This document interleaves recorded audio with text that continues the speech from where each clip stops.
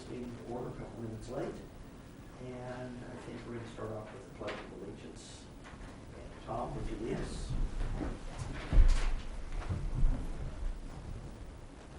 I pledge allegiance to the flag of the United States of America and to the republic for which it stands, one nation, under God, indivisible, with liberty and justice for all.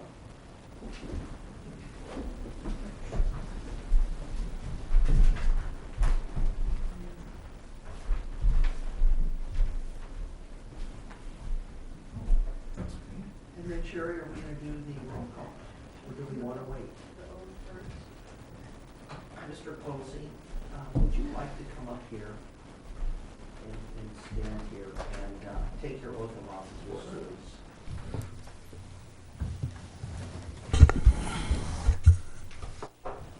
And turn on your mic. All by myself. I, Steve Quillisi, do solemnly affirm that I will support and defend the Constitution of the United States and the Constitution of the State of California against all enemies, foreign and domestic, that I will bear true faith and allegiance to the Constitution of the United States and the Constitution of the State of California, that I take this obligation freely, without any mental reservation or purpose of evasion, and that I will well and faithfully discharge the duties upon which I am about to enter. Congratulations. Thank you. Public communications. You want to do roll call? Dale Hansen, absent. Board Member Quillisi. Present. Board Member Ulrich. Present. Vice Chair Farmer. Here. Board Chair Daddy. Here. Thank you. Okay, public communication. The public communications item is for members of the public to address the Building Appeals Board on items of city business other than scheduled agenda items. Matters raised at this time may be briefly discussed by the board and will generally be referred to staff and or placed on a subsequent agenda. Under state law, other than for emergency items, no action or non-agendized items can be taken at this meeting. So, I guess we have two members of the public here. Would either of you like to say anything, speak on any items that are not on the agenda for discussion tonight? Okay. I'll just say one thing. Identify yourself for the public, Jean. Yes, Jean Smart. Do you need my address? 403 East Topatopa Street. I just would like to say that I think there is a great deal of confusion on the part of the citizenry in relation to, I'm addressing the issue of second dwelling units. And in talking with a number of people, I think there's a great deal of confusion about what process they have to go through in order to try to legalize an existing unit. I think they have problems concerning the financial aspect of things. What do you do first? I mean, you don't want to go to the sanitation department and spend $16,000 if down the road the city is not going to approve what you're trying to get approved. So it seems to me there needs to be a better understanding of the sequence that needs to take place for people to get to that point. And there's been a lot of conflicting information coming through and around, and then things get changed, it seems, along the way. So I'm just suggesting that, there needs to be a clarification, maybe a set procedure that can lead people through in simple steps. Here's where you need to start, here's where you need to go, and here's where you will end up. But first things first, and I think the first thing is the city's approval that, yes, this can be a legitimate legal entity, or it cannot. Gene, thank you. We're going to sit here tonight and we're going to vet that list of items exactly and a few more. That's off the top of my head, you understand? Okay, well, we have a lot of information here, and you will have a chance to speak later once we get into this and you see how the process and procedure is going to go. Okay, what I would like to do now is I would like to pull the consent items for 1 and 2 or get a clarification, and I'm really not very clear as far as the clarification.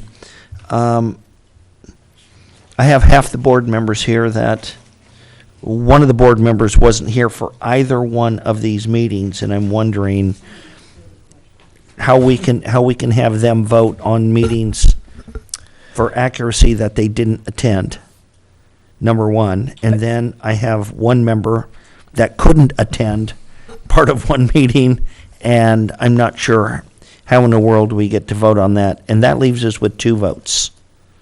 And so I would like to delay this. Dale Hansen will be back here for the next meeting. You certainly can delay it if you'd like to. I've always been told by city attorneys that you don't actually have to be there to vote on the minutes. And I think Mr. Quilisi was in the audience, as Mr. Farmer was. So if you want to vote on it, I believe you can. Okay. I think what I'd like to do is I'd like to pull these. I'd like to have Mr. Quilisi go back, and I think this is Friday was your first look at the minutes, and I'd like you to go back and review the meetings and the minutes, and I want to delay those and then get on to another item if we can. Yes. I have, in addition to requesting that they be pulled and carried over, I have exceptions to both the meeting minutes of the 11th, the meeting minutes of the 25th of, 11th of March, and the meeting minutes of the 25th of February. So do we want to pull those and address my exceptions at a later time, or do I want to make those comments at this time? No, I think that everybody needs to go back and look at this, and we need to get everybody on board, and I'd like to have Dale here. And then we could I make a bring it. suggestion, Mr. Sure. Chairman? If you submit the proposed changes to Sherry, she can review the tape and confirm them and include them in the minutes. Okay, is that agreeable? Yeah. Okay. Okay, then what I would like to do is make a statement that this thing was kind of rushed. I wrote a letter to Mr. Clark and said, wow, we're running out of time, and I would really like to get this done as soon as possible. So I don't really think Monday night's our normal night, but it is for tonight. So if people are watching this or confused, we want to move this along as quickly as we can. Want to make these recommendations to the city council for the second unit. What I would like to do, though, is what I do best, which is digress. I want to go to discussion items, item 2, future agenda. One of the, and I'm not really sure what this was, this is probably just something that I thought was going to be on the agenda. It wasn't, and that's just the way it is. I will do a better job in the future to make sure they're all on the agenda. When I take a look at the draft minutes from the Building Appeals Board on February 25th, 2015, discussion item number 2, which was the vacant property maintenance and security registration. Now, I understand it's not on this agenda, and so it's not something that we can get into as though it were a regularly agendized item. But what I want to do is I want to make sure, because we had an extensive discussion on this 811. I was hoping this was going to be the main item, because it appears we've got 2 more probable vacant buildings. And they seem to be multiplying quicker. And so I would like to get this on the agenda for the future item so that we get this thing I would also like to have on this, I hope this gives the city and the staff enough time. I would like to understand and make sure that we have a written procedure, and with specifically a procedure that says from notice and what the different steps are, what the different timelines until such time as we turn it over to our city attorney. I would like to see that. And the reason I say this is in transparency. I would like to see, not exactly, but I would like to see something incredibly similar that says we have a notice, we give them time, we do the return receipt, and then we turn it over to the city attorney. And then X amount of days before that, they go into court and we start fining $1,000 a day. The reason for that is we have people that have got millions of dollars of property that a $25 a month fine we're not going to get their attention. And we still have chain link fences. We have graffiti on the for sale signs. We have people that have got property listed for sale that will not respond to realtors that want to make an offer on the property. So, I mean, I see that in the ordinance, and we'd really like to move this thing along before the summer and get some of it cleaned up if possible. I also see some things in there that I would very much like to see us timeline. All of these places are required to have landscaping. And there's just a number of issues. So if we could get that for the next meeting, I would like to do that. And with that, I would then like to go on to discussion item 1, which is the residential dwelling unit compliance program. I'm going to start down on the right with Mr. Quillisi. We can do a couple of things. We can take the checklist. We can go over the checklist. We can obey the checklist. We can then do something different. We can start with a general comment, short general comment from each one of the members. And then, Tom, at this time, Yeah. I'm going to thank you for being here. Well, you're welcome. And you're going to have a night and be able to go home and watch Monday Night Baseball. Yeah, Monday Night Baseball. Can't watch the Lakers tonight. Oh, I have been able to watch them the whole season. It's been brutal. She said my wife's going tomorrow night to the game. Oh, okay. She's a diehard Laker fan. Through thick and thin. Thank you. And so, you're welcome. Thank you, Tom. And so what would your pleasure be? Do you want to start with the checklist, or would you like to make some general observation? And we do the same, and then we engage staff, and we have staff help us with this meander through this this puzzle. Is your mic on? Pull it forward. Thank you, Chairman. Pull it forward. We can hear each other, but the audience can't. I've sat here That- through many a night Is that an adequate? straining Audio my level? ear. That's great. Okay. Well, I have comments on the program guidelines before we get to the checklist, but I do have a lot of problems with the checklist.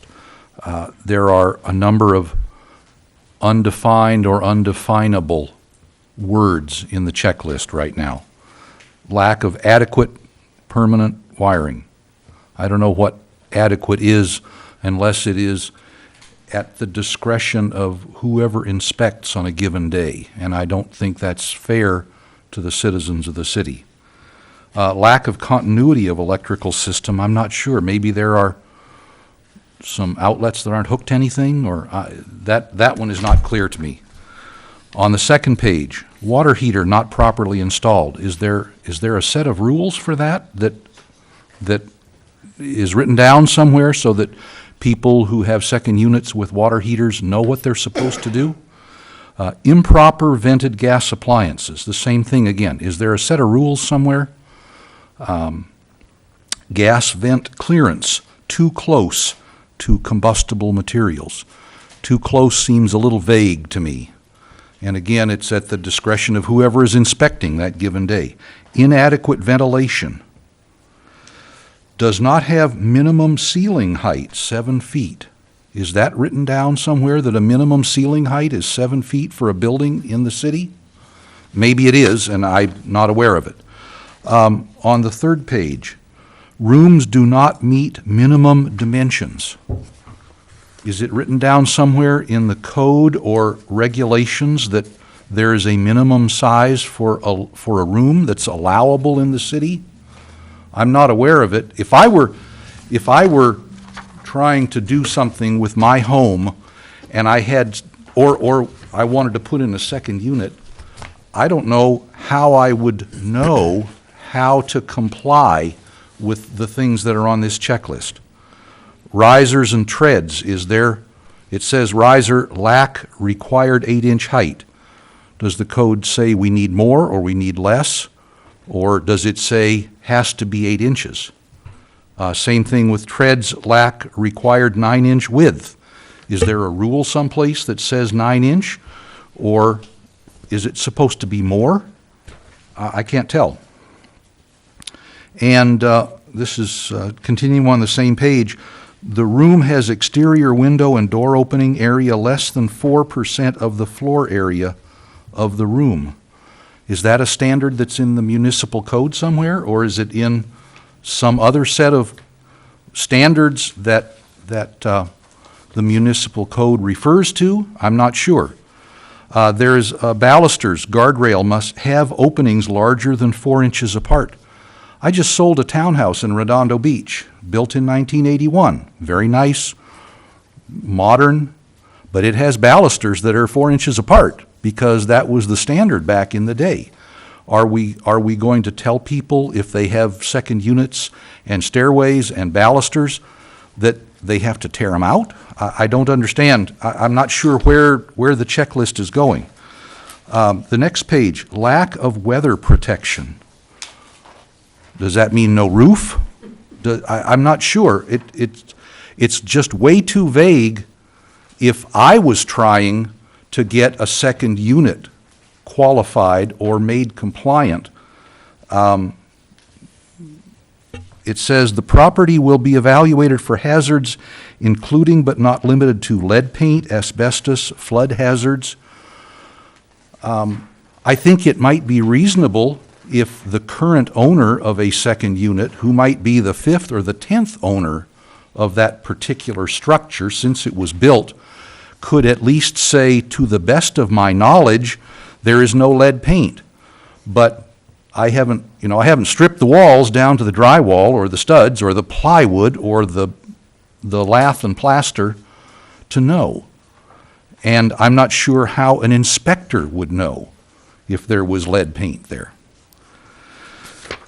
And finally, my overall question for the housing standards checklist that's proposed is, what happens if some arbitrary number of boxes, these are all faults that the inspector apparently is looking for, what happens if some arbitrary number of boxes is checked?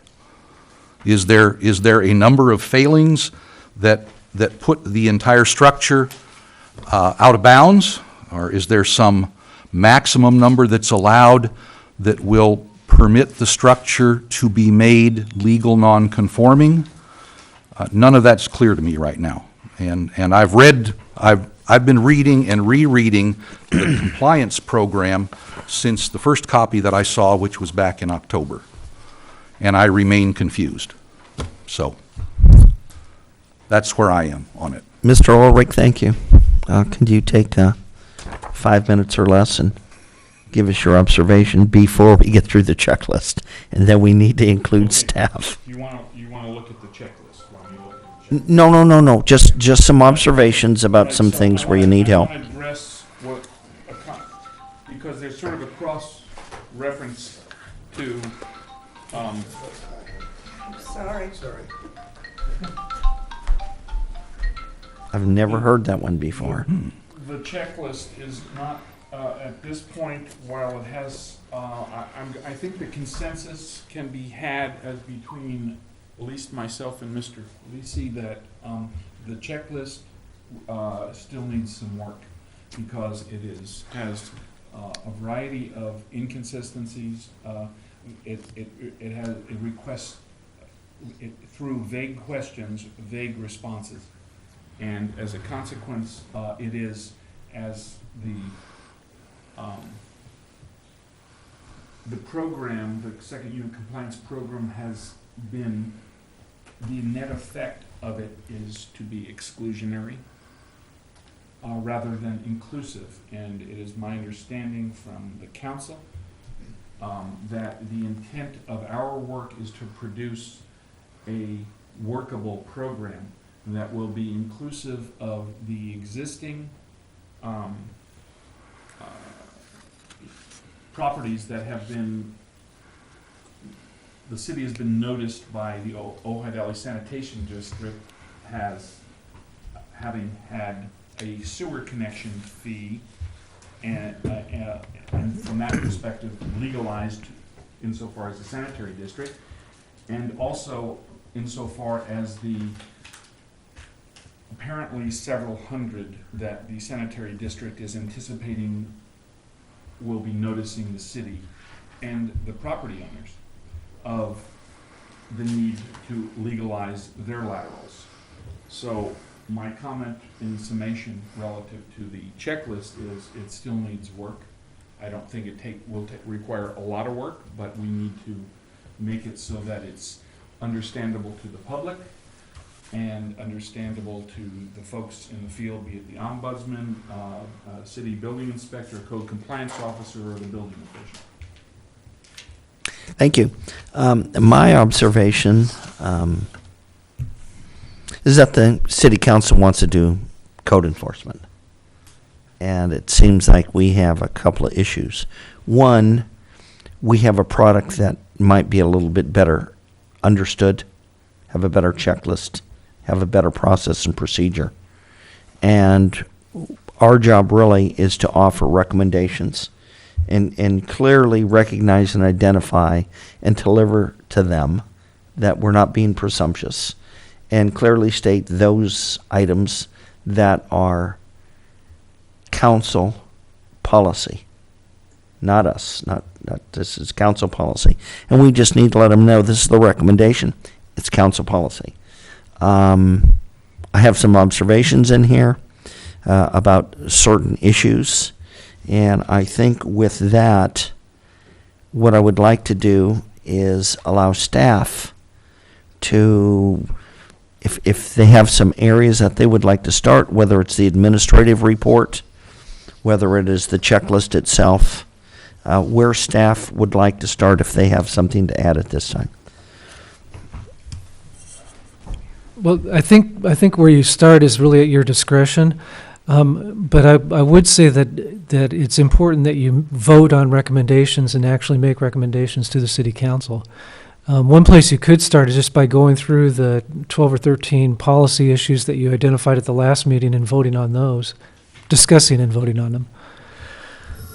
Okay, we're going to do that in a second. Right now, I'd like a lightning round of this, just so we can get our bearings, okay? I don't believe there are any right or wrong answers. I just believe there are things that we're not sure about. So I'd like us to look at the administration report discussion items.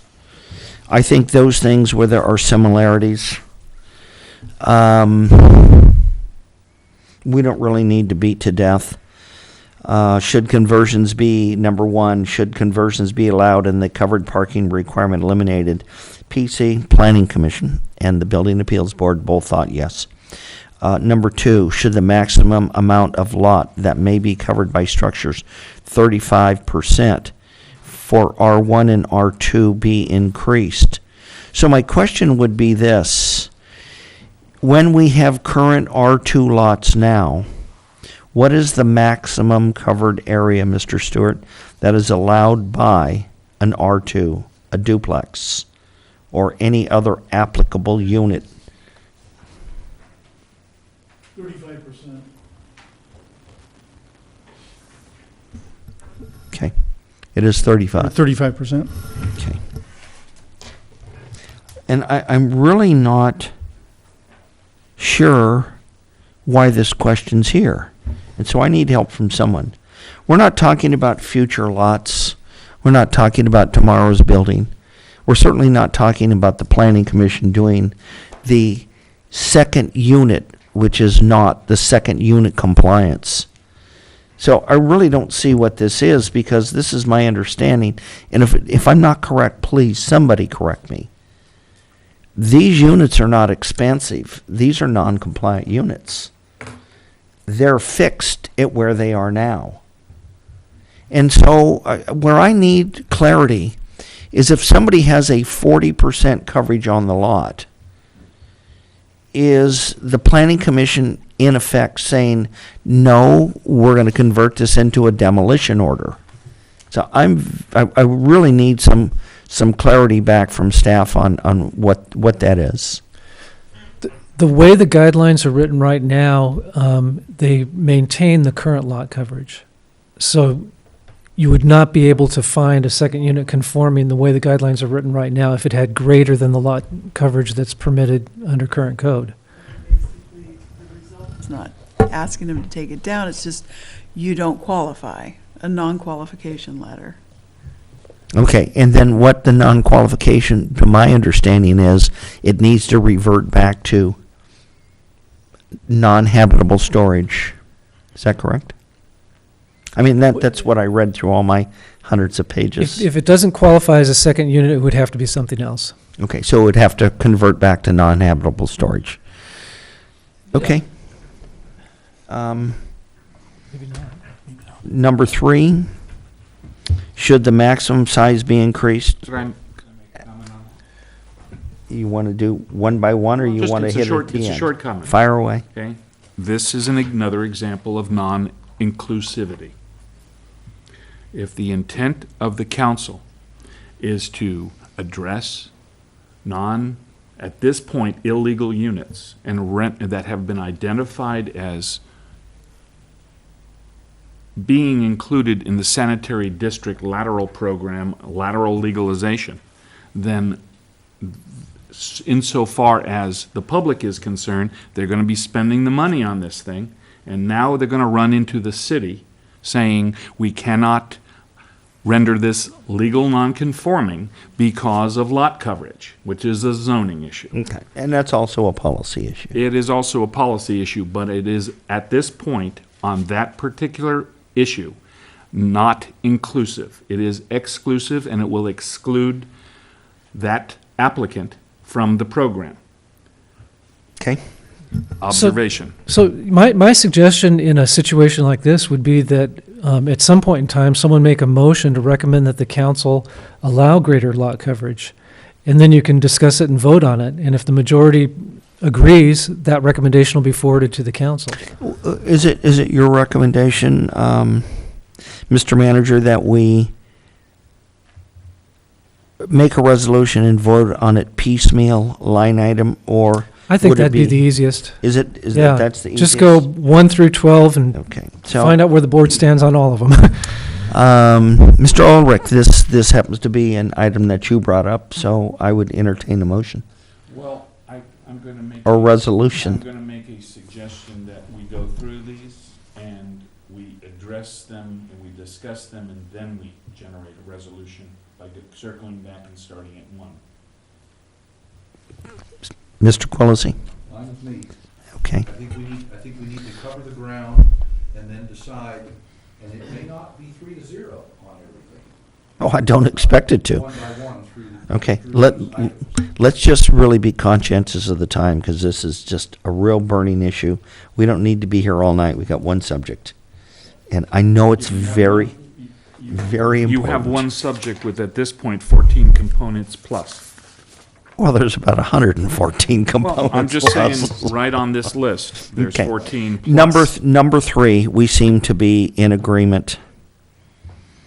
Number 4, and I guess for the audience, I should state this. This isn't fair to them. It says, should the maximum size be increased from 640 to 1,200 square feet?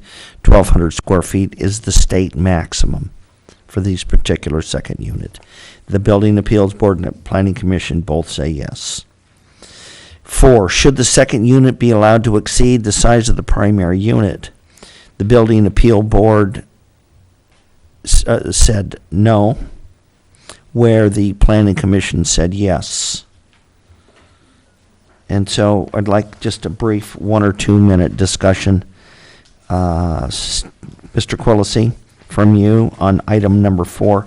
We're looking at the discretion on the administrative report. And then what we'll do is when we discuss this, we'll go back and we'll pull our actual checklists. So we'll have the information to see what we put down. Can I make a comment on that? Certainly. My review of the surveys that were returned to the city from the Building Appeal Board indicates that unanimity by the Building Appeal Board of yes on number 4. So I don't understand why no is included in this survey. Assessment or aggregation or consolidation. Sherry, would you take a look at our checklist that we returned? And we're going to go to the next item, and then will you get back to me on item number 4? I have all and- 4 right here. And Okay.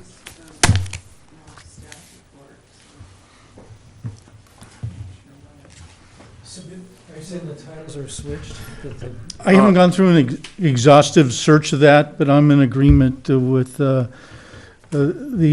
board member. I believe what has happened inadvertently, because we were putting this staff report together last minute. In a hurry, I understand I that. believe the planning commission should be the second column over, and the building board of appeals the first column. Oh, boy, that's just got, gee Well, that's kind of whiz. confused. Maybe we need to have another one generated in the course of things that would be accurate representation of who voted for what. Okay. Wow. I would really, since this is a official city document, I'd really like to have it done correctly for a final edit that is accurate, rather than us going. Wow, this is different. Okay, should the second unit. We can run a new copy of this. Okay, so I didn't think that, I think that must be the problem, because I'm just looking at item number 2, and the Same 4 thing. Building Appeals I Board, thought we said yes, it could exceed the 35%. That's why I was, and that one, I don't know what the Planning Commission said to number 2. they said no. But we said we yes. said yes, they said So- no. If- just Mr. the Chair, opposite. if I may. Yes, The city manager is going back to his desk to rerun this report for you, so you'll have correct information Right. to hand back to you. Maybe if you'd like to go to the checklist I think and that discuss would be- that, and then after the city manager gets that revised report, maybe we can come back to that, if that's okay, sir. Okay, I think that's a good idea. Have you all got your checklist ready? Well, we were going over the checklist. We were just going over the checklist that's ostensibly consolidated as between the Planning Commission and the Building Appeals Board. Let's go over our checklist, and when he gets back, then we'll resume. Okay. Okay? I'm going to start with my checklist, just so we give clarity to the community. What we have is we have a list of 14 questions, and with those questions, there were some issues that needed clarity. There were some issues that conflicted with our current codes and ordinances, and I'll read those. My comments are thus. Policy question, should conversions be allowed and the covered parking eliminated? I put yes. No parking requirement, and the primary reason was our inability to track it and enforce it. We have 0. The other thing is we ran a parking study and we showed that there was no lack of parking. Should the maximum amount of lot coverage be, that may be covered by structures increased to increased above 35%?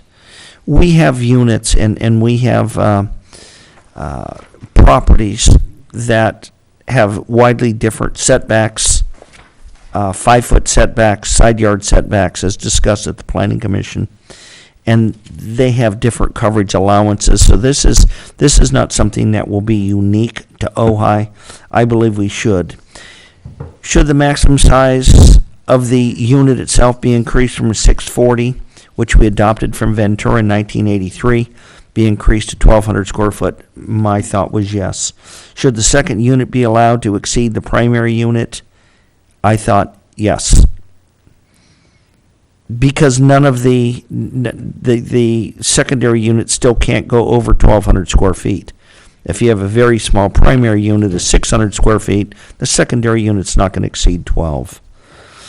Should units built anytime prior to June 15th or June 30th or whatever the adoption date is,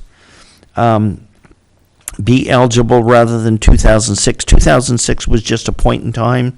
It was for RENA numbers. We never did it anyhow. We kicked the can down the road for 8 years and totally ignored it, but we used 2006, in my opinion, as a start date. I believe that we should come up with a program, put a sunset date. Anything built prior to the sunset date should be eligible. Should the city council establish a firm M date for the compliance? Absolutely. I would hope it would be something the end of the summer, but that's a policy issue. Should second units be allowed in the required side and rear yard setback? Yes, because they're already there. They can't be expanded. They're not going to get any bigger. Some of these units have been there for 50 or 60 years, and we haven't had a problem. Should the city council require by deed restriction that the primary unit be owner-occupied? It's unenforceable, it's untrackable, and we have somebody that is one of our 7 compliance units that signed a deed restriction, except now it's a vacation rental. So that's obviously not being, it's something that we're not going to have the ability to do. Should building code compliance date be based on an in-service? I'm not really sure what this question means. I think, but with further review, I'll get a better handle. But I'm not really sure what the in-service. If the in-service has to do with the fees, so if you built a house in 1952 and the fees were $300, that's going to be a policy issue. I don't really see what that service date issue is going to be unless it has to do with the terms and the norms of construction at that time. 10, should the building code compliance be based on State Civil Code 1941, which is landlords and tenants? I put yes, I believe it should be 1941. This has already been vetted by the city of Sierra Madre. Our prior city attorney had made some type of determinations, but I've seen some of the determinations that needed to be changed and recanted. 11, should building fees be a flat amount per square foot rather than based on the in-service date? I put no, but then again, that is something that's a policy decision. My recommendation is it probably isn't going to be that dramatic an issue. Should the confidentiality of applicants be maintained to the degree of possible? There is no degree at all where the confidentiality of people that go and hook up with the sewer can be maintained, because the sanitary district turns over to the city a list of all the people that have paid their fee for a sanitary hookup within the city, whether it's new, converted. They also notify the county of Ventura. They notify the county assessor's office, and the assessor's office notifies the collectors, the county collector's office, and those are all public agencies that have those records available as lists. So anonymity or confidentiality is not is probably not possible. I went ahead and I asked the city manager and our city attorney if they thought it would be possible, and they said they thought not. That wasn't definitive, but they thought not. Should separate utility connections be allowed if the cost to the owner is lower? And I put yes. I don't really think how you pay your utility bills should be an issue that would deny you the ability to get a permitted non-conforming. And number 14, it says, are there other issues that the building department, the building appeals of a board should address? And what I think I put, and I'm not really sure, I hope this is what I put, not somebody from Planning Commission. It says, They shouldn't be used as vacation rentals.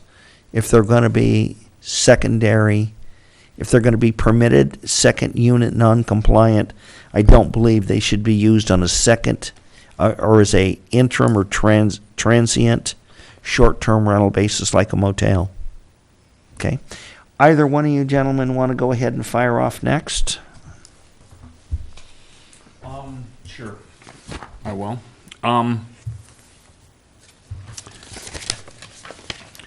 I believe, and as I review this, we are in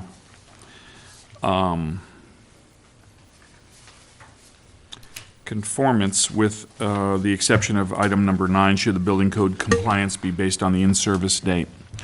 And my position on that one is the compliance should include anything constructed prior to the resolution for, once again, inclusivity, purposes of inclusivity, and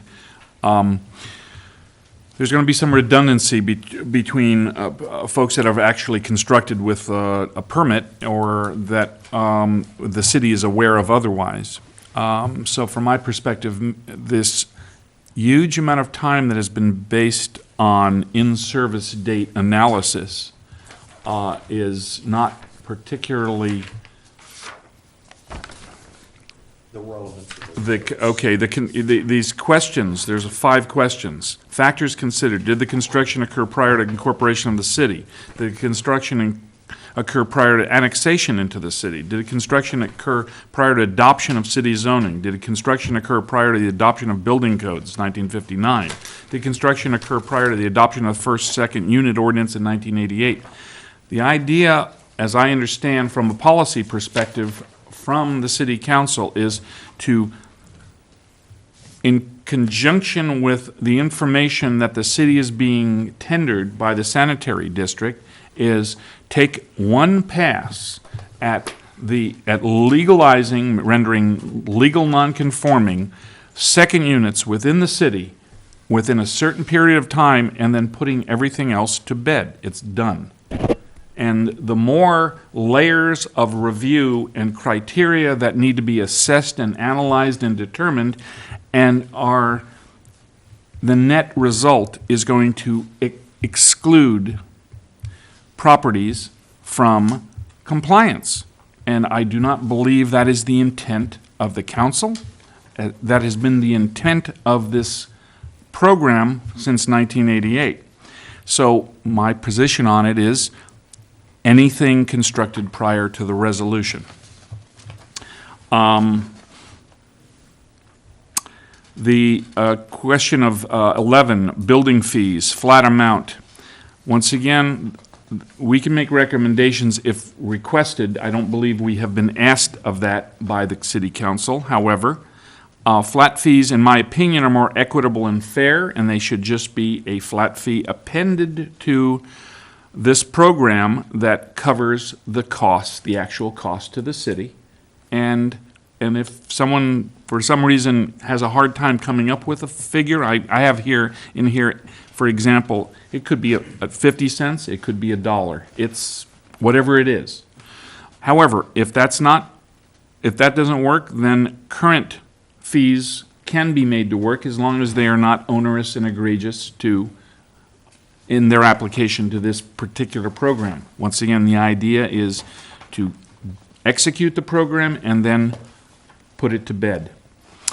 Are there any other policy issues? Number 14, are there any other policy issues that the Building Appeals Board should address? I have developed a concise checklist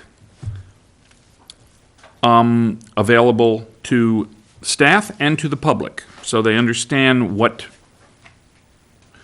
works, what the requirements are, what the expectations of the program are.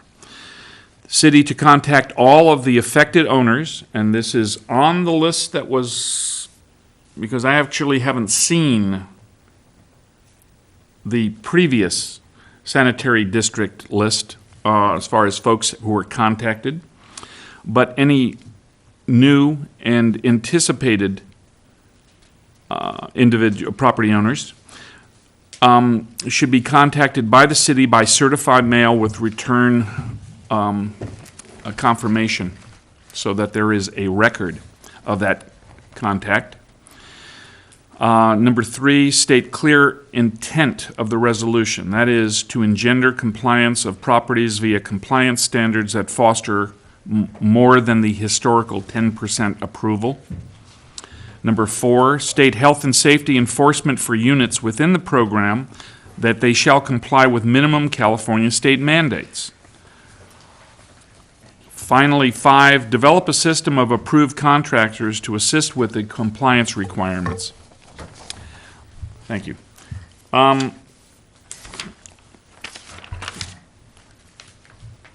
Okay, so I'll turn this over to Mr. Quilisi while I absorb the new information we've just been tendered, because I do have some comments that I'd like to come back to that relate to this administrative report. So at this point, I will turn it over to Mr. Quilisi. Thank you. Okay. Item 1, I agree. Item 2, I agree. It should be yes. And I think 50% is a reasonable number. For the listening audience, make sure you state what the question is so they understand what. Question 1, should conversions be allowed and the covered parking requirement eliminated? I say yes as well. Number 2, should the maximum amount of the lot that may be covered by structures, currently 35% for R1 and R2, be increased? I say yes. I would not at all mind 50%. I used to live in Palo Alto, California, where we got way over 50%. And it was fine as long as you didn't drive up and down the streets and see that everything was chock-a-block with 2 or 3 structures on every given lot. Item 3, should the maximum size be increased from 640 to 1,200? I say yes. Number 4, should the second unit be allowed to exceed the size of the primary unit? I say yes, subject to the lot coverage requirements. Item 5, should units built anytime prior to June 30th, 2015 be eligible rather than the date in 2006? I say yes, and it should be any units built any time prior to adoption of the guidelines. Whatever date that is, might be earlier, might be later than June 30th. Don't know. Number 6, should the city council establish a firm end date for the compliance program? At what date? I say yes, they should. And I would favor 3 months or 6 months after the passage of the guidelines and the program. Number 7, should second units be allowed in the required side and rear yard setbacks? My answer to that is yes. Existing units should be grandfathered, but new buildings should meet the new standards, because that's what's going to be their in-service date, whatever that means. Number 8, should the city council require by deed restriction that the primary unit be occupied, owner-occupied? And I say no. I don't know how you'd enforce that. You go visit the house every day and say, do you live here or are you the owner? I don't think that's a good use of city staff time. And I don't know how else you could enforce it. Number 9, should building code compliance be based on the in-service date? I see that the Building Appeals Board vote was 2-2. Well, I'm not quite sure how to answer that. My preference would be to say that it should be based on the date at which the structure became habitable. And as an example, say a garage was built in 1950 along with the primary dwelling on the property, and it was not habitable, no plumbing, no kitchen facilities, whatever, at that time. Let's say in 1965, it was converted with addition of gas, electric, plumbing, whatever. I would say the second unit should meet the 1965 code, not the 1950 code. That's how I would define the in-service date. but I think there's a lot of words around in-service date right now, and I'm not sure what they all mean. And I think we should make a recommendation that is more explicit than the large number of words that surround the phrase in-service date at this point. Number 10, should building code compliance be based on the state civil code section 1941 minimum tenable conditions? And I would say not strictly, but there is a lot of the language in section 1941 that would be usable and useful. And I think incorporating those appropriate pieces of State Civil Code 1941 would be a useful exercise in rewriting the checklist and the program guidelines. Number 11, should building fees be a flat amount per square foot rather than basing them on the in-service date? And I think they should. At this point, we're trying to bring everything to a legal, non-conforming status. And so everything that we're bringing up to that status, it's going to cost the same amount to do, it's going to cost the same amount to the city to do the inspections and re-inspections if there are discrepancies that need to be fixed.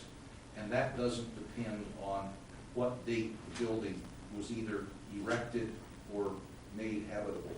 So I think that the in-service date should not affect the building fees.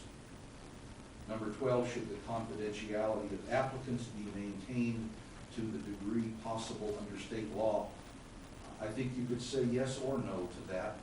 And state law allows the names of the applicants to be made public already. So I don't see that there's any question there that we need to decide.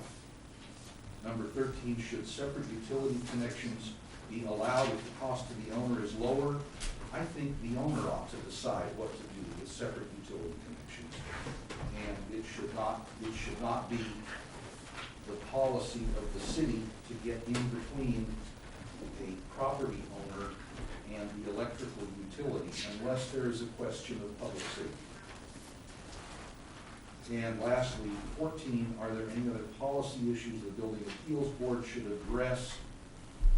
Yes, I think so. I think City Council should establish fees and penalties where they are not already in the municipal code or fee schedule. And fees should reflect actual costs to the city, for example, for inspections, re-inspections, whatever. That's my take on it, sir. Thank you. I was going to read Dale Hansen's, but upon looking at this thing, it's actually mine with Dale's name on it. So, not really sure what good that's going to do. We can add a couple of things.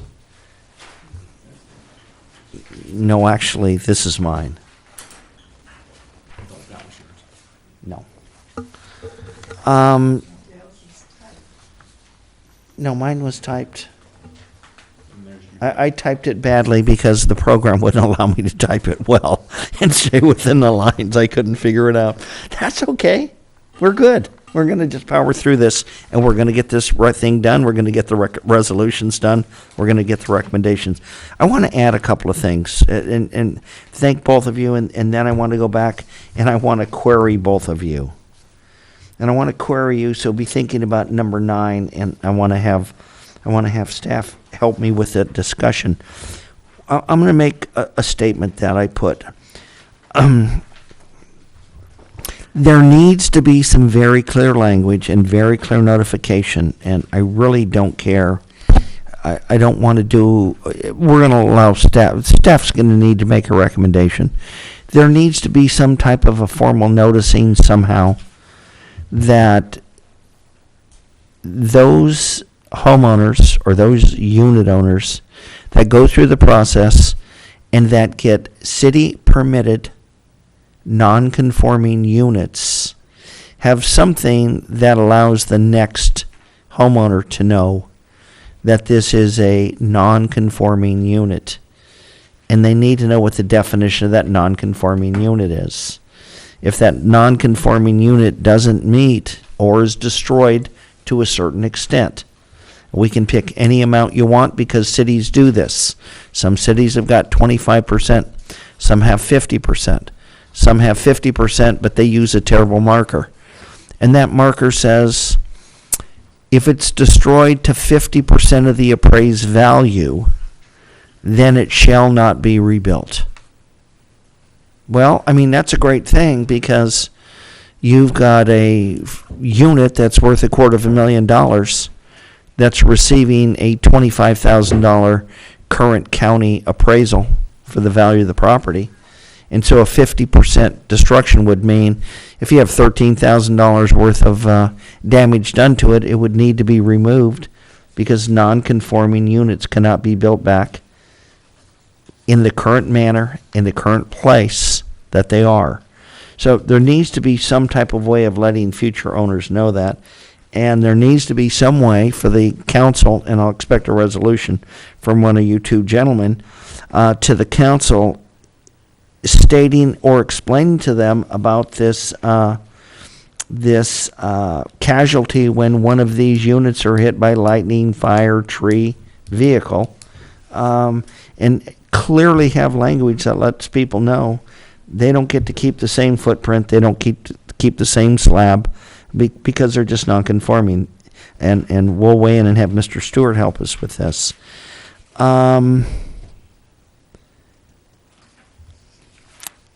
We need to have units, I guess, red tagged as habitational units that cannot meet the minimum health and safety standards under State Code 1941. That would be the very minimum standards, and if they can't meet that, they really can't be allowed to continue on as a residential unit.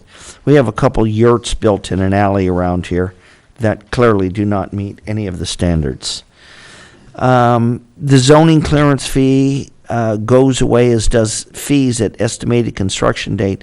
What I'm trying to find out, and I'm going to move to number 9, is when we talk about should building code compliance be based on the in-service date, and then I take a look at the in-service date, I see how to determine what and when. I just don't get what it is. Now, I know you can go to the assessor's office, escrow, building, real estate. We can go to all kinds of places to find out what the in-service date is. What, in your opinion, is the in-service date actually going to do? Is it going to do nothing more than restore 1953 fees for a 1953 built unit? Is it going to revert to 1953 building codes that were customary at that time? So what happens is we step over a couple of items. Excuse me. And what happens is it seems that we make a couple of things the same. We really bring number 9 and number 11. One talks about fees, one talks about code compliance. And then we have number 10, which appears to almost talk about number 9, which is the code compliance. So my understanding, and I would like a correction, is that number 9 talks about the date built or the last date updated or the date occupied. And number 10 is going to be the construction standards at that time. And number 11 is going to be fees for permits that were in force in the city on record at that time. And so if either one of you would like to give me clarity on those three, we can start going through the rest of this. Chairman, I disagree with setting fees based on what they were at the in-service date. Oh, and again, that's not my question. And Okay. I'm asking what that means. I'm What does not- in-service date mean? Yeah, I'm looking at the difference between, it says, should building code be based on in-servant? Fine. And should it be on State Civil Code 1941 for 10? And should fees be the flat amount? So, is 9 or 10 an either or, I guess, is what I'm asking? And then 11 is a standalone saying, should we have a flat fee for everything square foot, or should it be the in-service date at the time it was built in 1953? $300 for a permit. You have a neighbor a couple of doors down the street that spent $35,000 for a 640 square foot unit.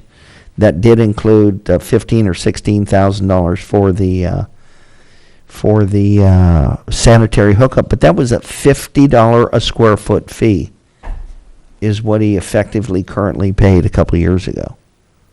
And when we take a look at the in-service date for a home that's an older home, you might be looking, as Bill said, a 50 cent a square foot fee. So again, just kind of give me your thoughts on those, because Okay. I want to get this right tonight so we can just pass this thing on to the council with an accurate recommendation. Okay. Mr. Chairman, if we have good records in the city that show what the building codes were at various dates, and I don't know that to be true, but if we did, then I would be in favor of combining 9 and 10, using some of the wording out of State Civil Code Section 1941, because it talks about in good repair and in working order, words like that, which I'll grant you are vague, but they're at least more understandable than adequate or inadequate. Okay? So I would take 9 and 10 together and say either the building codes that were in the city at the in-service date, which I would take to be the date at which the structure was made habitable, because it could have been non-habitable for a long period prior, or State Civil Code Section 1941, whichever is more restrictive. And if the State Civil Code is more restrictive, then we should have brought the city codes up to meet that. As far as number 11, I don't see any relationship between in-service date and fees at this point, because we are talking about fees to cover the cost to the city of current labor expended by city staff. Okay. So that's my feeling on those 3 points, sir. Mr. Ulrich? I agree with the assessment of the fees can be set at whatever they are, rather than be engaged in this convoluted analysis of an in-service date. It should be a fee established for purposes of this program only that cover the cost to the city. And that can, I think, be set fairly easily. If not, I think then we, if somebody wants to bring it back here, we can help with that. But at this point, in your, as far as the concept of number 10, but regarding the building code compliance, State Civil Code 1941, I think as a minimum standard that is applicable and useful for a template to be used, rather than higher building code standards. Once again, we're trying to include and execute a program.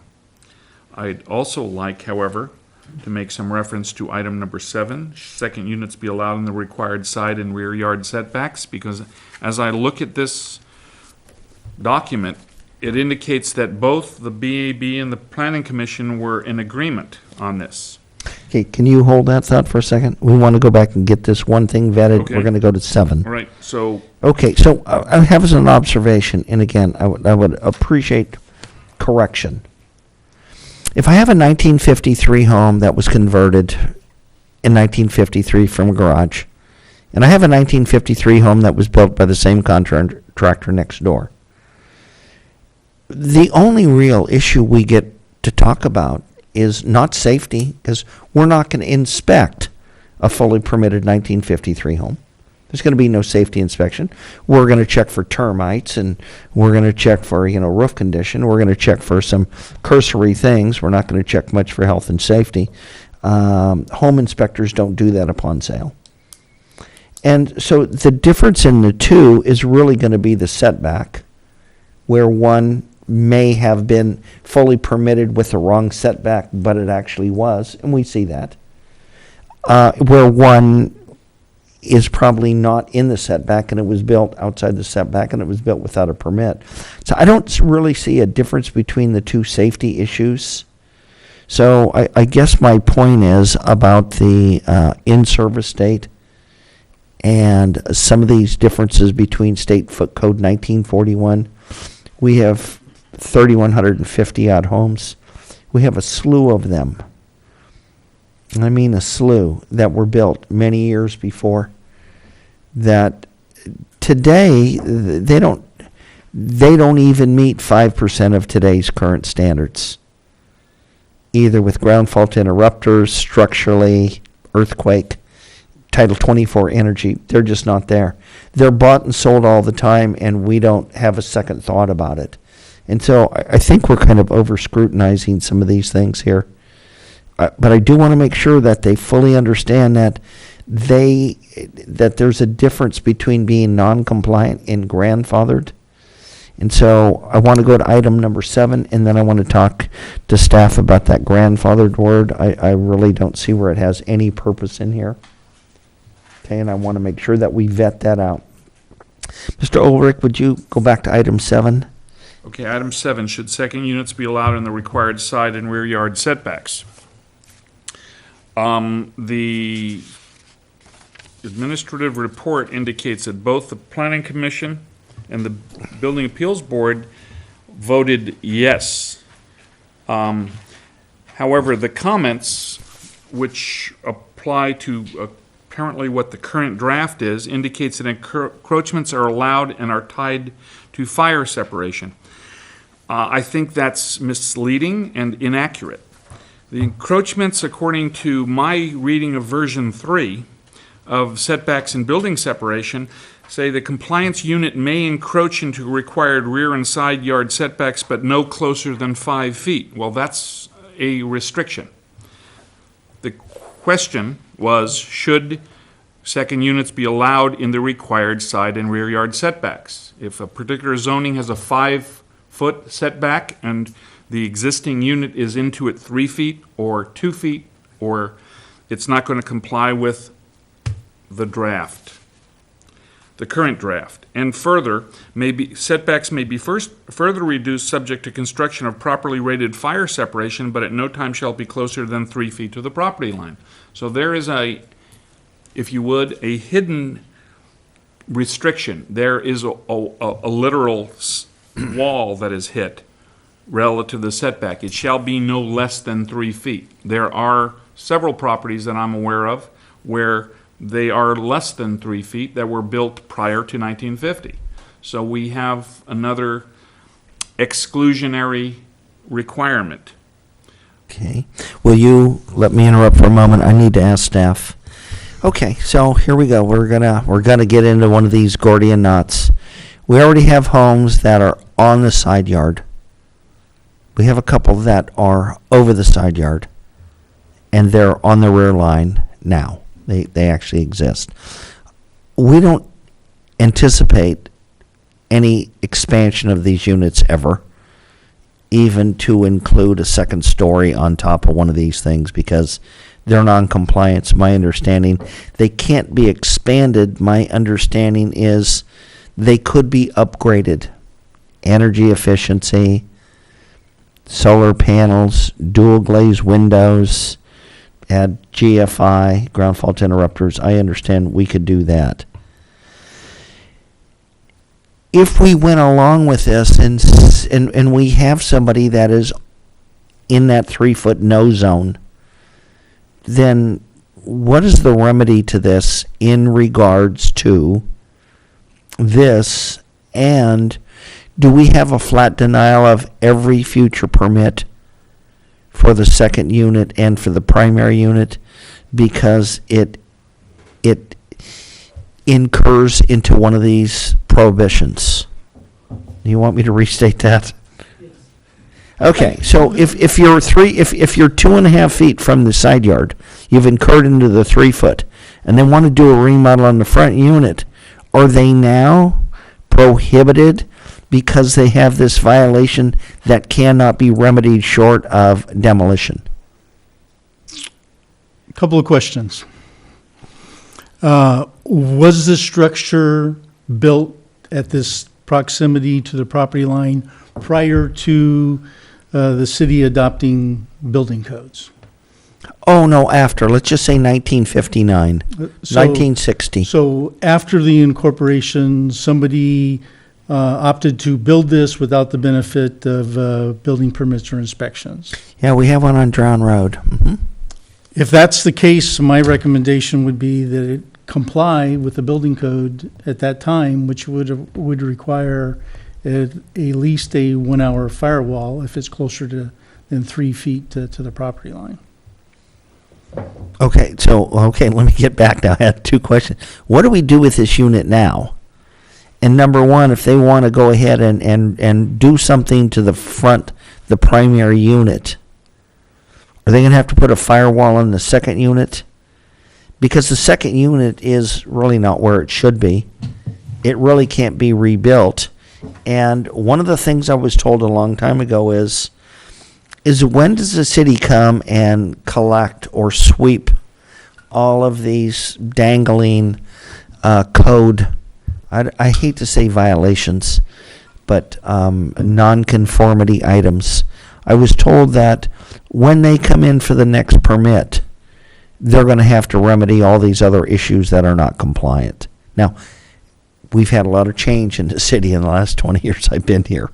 And so I don't know what the current rule is. So can you have a non-conforming incursion into the back zone and still get any type of permit you want on the front with no modification to the second? Because this is going to come up, and we just may as well face it now. I want to get a clarity, and I want to get a recommendation as to how we're going to do that. And because we actually have a couple of units that are in that exact specific. Please. So if I can understand the question correctly, is that we have a detached second unit, and then we have the primary residence. The primary residence is going to have some remodeling work done. Correct. And nothing to the back unit. That's correct. Then they would submit permits for the front unit. The items that are being improved on the front unit would have to be brought into compliance with the current code under the existing building code or the existing residential code, whatever is applicable. in And that we're not particular going to situation. deny the primary because the second unit doesn't comply, nor can it comply. If they're not making alterations to the back unit at this point, and we do not have knowledge that it was built without benefit of approvals, then I don't know how we would, catch that. Okay, let me ask a question. When somebody comes in and applies for a permit, don't we look for the records and see what's there and vet everything there and vet all permits and approvals at that time? No. Okay, well, I really think I'm going to make a recommendation that change. I'm going to make a recommendation that we come up with a new list and policy and a procedure on that. I think we should be, if we're going to continue to be adding things, we need to at least do those things. Mr. Quillisi? I could agree with some of that, Chairman, but I think, as Mr. Stewart, I think is implying, if an application for a permit covers proposed work on one structure on a piece of property and does not mention another structure, then the city can't bring in characteristics of the second structure that are not a part of the application for work. Is that what you were meaning to say? Right. We are not going to require that secondary structure to be brought up to some current building code standards. Now, with the caveat, in all cases, if during the course of our normal inspections, if we come across a situation that is considered hazardous under the Uniform Housing Code, which the city adopts, then under the maintenance provisions of the housing code, we would ask them to bring it up to that minimum standard. But do we do a full analysis of the entire structures during the course of just a remodeling? No. We issue building permits for instance, for re-roofs, every day. Do we require the building to be brought up to current building code standards? No. But during the course of our inspection, if we see a health and safety violation that is in violation of the Uniform Housing Code, for instance, maybe an electrical panel without a cover plate on it for weather protection, we will write that as a directive and a correction. Okay, so then it's strictly health and safety. Yes. Okay, thank you very much. Mr. Question. Mr. Stewart, what's the history of the adoption of fire-rated assemblies? In other words, the 1-hour code. Do you recall when that was first adopted by the state? My recollection, the first building code that was promulgated, and at that time was promulgated by the I think it was called the Coastal Building Code Association in 1927, had a provision in there for fire rating at less than 3 feet. 1-hour assembly is what my question 1 hour was. There's a assembly. 1-hour assembly in a 1927 code. Okay, I believe thank you. so. Okay, I think it is time for, with staff's help, help us form a resolution or recommendation, or both, and get some verbiage for that, and then I will ask my committee members to go through the 14 items that they feel comfortable with. They have some definite opinions and solutions and recommendations, and let's start taking these things down the line. And Mr. Clark, how would we go about formulating that as a formal request? I think that you can make a motion on each of the items and vote on it. So if number 1 is, should conversions be allowed and the covered parking requirement eliminated, you could make a motion to support that. Someone could second it, and you could vote on it. Okay. I do have a question before we get into this.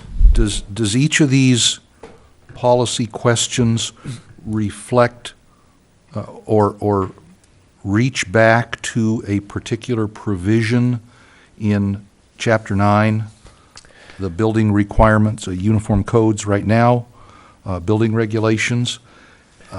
Or if not, then what exactly are we, in a vote, what are we recommending? Are we not recommending that something be in the code? Or are we saying outside the code, there is going to be a written document called program guidelines that we're recommending the city council adopt program guidelines extra code? I'm not sure where we are with this. So the staff report contains the proposed guidelines for the second unit program. The question before you is, should that stand as written, or should that be changed? And so Should these the program guidelines stand? we're Okay. trying to get the city council in a position to adopt guidelines for the second unit program by Okay. resolution. Okay, So really, these policy questions were questions that came out of the prior discussion that this board had. Yep. So they're not necessarily referenced to anything in particular, but they do reflect the structure of the guidelines. okay, and so the program guidelines are something that will be used by city staff, if approved. They will be used by city staff for the purpose of looking at second units, but they are not a part of the municipal code. That's correct. They're referred to in the municipal code, but they stand separately by resolution. Okay. And so I guess, Mr. Quilisi, the answer is yes to both. Okay, so having read these things and reread, and if you'd like to grab your notes, and then if there is any more last discussion as to what we're about to do, how we're going to do it, or if there are any other of the 14 items that we can get additional clarity from staff. Is there any of that discussion? Because if they're not, I'm going to open this back up to the public, and I want the public to come up here and tell me what they understood. And I'd like the public to come up here and tell me what we didn't answer. Would you like to do that, Jean?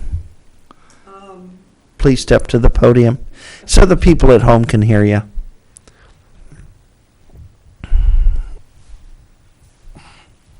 You want my name and address again? No, you're fine. You're the same person. Well, I can't honestly say I understood every point. One big question that I have in my mind is the same one you've been tossing back and forth about, what do you call it? The service state, in-service state? Service date. I'm not quite sure I understand what the purpose of the in-service state is as far as the city is concerned. I understand it from the standpoint of the sanitation department, but what is its purpose and usefulness in terms of the city if it doesn't relate to fees? Okay. Well, my best understanding is it does relate to fees. And it does relate to building and safety standards at that time it was last constructed or modified. That's the Okay. best I can give you. And Okay. if somebody else has something to say, please add to that. My head is kind of swimming right now, and I don't think I can think of anything specific. That one item was kind of bugging me. Except to repeat what I said before, that I think it would be wonderful, to have some guidelines about the best way to go about such a. As soon as we can figure out what we want to recommend to council, and then council figures out what they want to adopt, they're going to be getting a hold of Mr. Clark and our staff to put a policy and a procedure together and a checklist, I'm sure, so Right. they can give it to the community, and the community I can think figure out Jack how to might work it. have a question. May I? Please come up to the microphone. Jack Smart, 403 East Topatopa Street, Ojai. Forgive my vagueness, or maybe vagueness is not the right word, but Mr. Ulick, you were making some recommendations earlier, and you probably said what I would like to recommend. So forgive me if I'm saying the same thing you've already said. You talked about 5 feet. Setback. Mhm. In the language that you finally adopt, is it understood that if the city has already given a variance, if that's the right word, to less than 5 feet, that'll also be put in words? Yeah, I think we're mixing a couple of items, aren't we, Mr. Clark? A Maybe variance maybe would I'm be confused. something. An existing variance would stand. So if a variance was granted for a property to be less than. Mr. Ulick did not use the word variance, and I just wanted to make sure that it's in I there. use the term, because it's in the draft, is encroachment. Okay. And the staff report implies that, it actually states encroachments are allowed and are tied to fire separation, but it doesn't define what the extent of those encroachments are. And since we're basing it on a minimum, Right. based on zoning of 5 feet, we're actually talking about only a 2-foot encroachment into that 5 feet, as in there shall be no less than 3 feet. What I was hoping is that you as a body didn't forget to add, it's supposed to be 5 feet, but if the city's already made it only 3 inches, that's okay. I'm exaggerating the point, but I'm trying to make the point that it's in your recommendation, or again, that's not even the right word, recommendation. Well, It is. We are going to make some recommendation. word. We're going to vote on some resolutions and recommendations. We don't actually make law or make process or procedure here. Okay, that's really all I Okay, had we're to say. we're just going to recommend. Okay. thank Okay, you. thank you. Well, that's one of our listed items, Jack, so we are going to actually have somebody. So, staff have any more, anything they'd like to say? We have a late guest. A member of the public. Yes. As defined by non-membership on the Building Appeals Board. That's correct. So, would either of you board members like to start with item 1?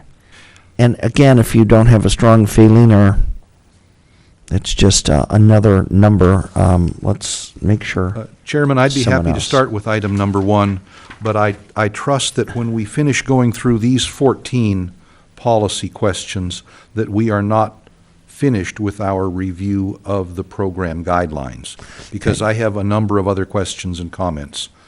And so what I would expect is I would expect the discussion or a short statement or a resolution and a second for a vote on each item. Is that correct, Mr. Clark? Right. Someone can make a motion to either agree with or disagree with the statement, and then someone else can second it and you can vote on it. And then when you get done with the 14, as Mr. Kulisi was saying, you could go on and make other recommendations. Okay. Or further comments? Okay. Very good. Well, I'd like to make a motion then, sir, on policy question number 1, that conversions be allowed. I presume that means garage conversions, but it doesn't say so. Was that the meaning of conversions, was garage conversions, or I think if that's... conversions of any structure that was previously non-habitable? Well, originally, we wrote it as garage conversions, and when Bob and I discussed it, we decided to make it just conversions, so it would cover a So it broader could scope. be any accessory building? Okay. All right, then I move that conversions be allowed and the covered parking requirement eliminated in the program. Do I have a second? Second that.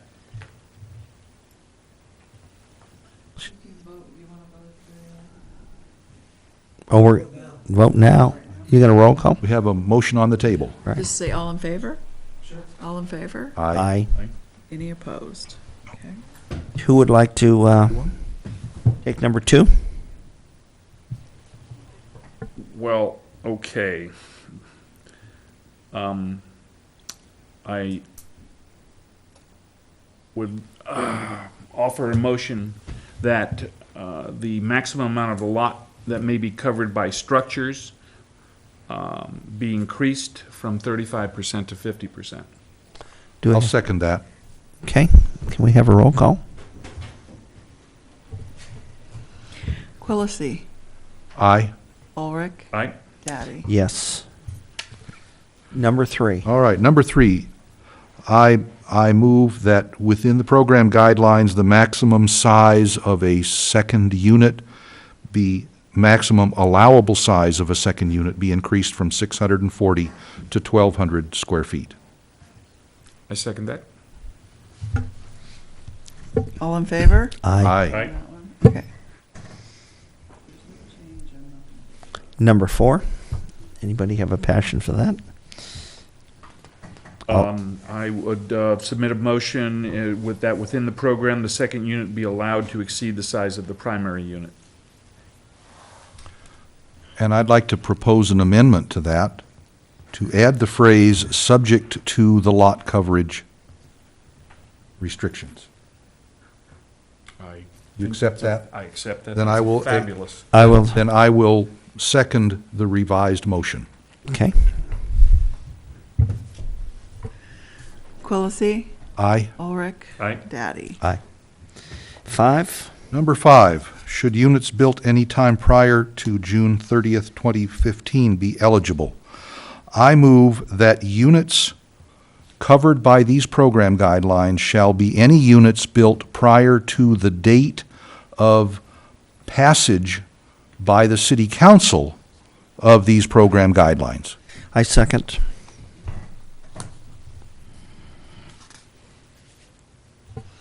Quillisi. Aye. Ulrich. Aye. Daddy. Aye. Number 6. Number 6. Excuse me.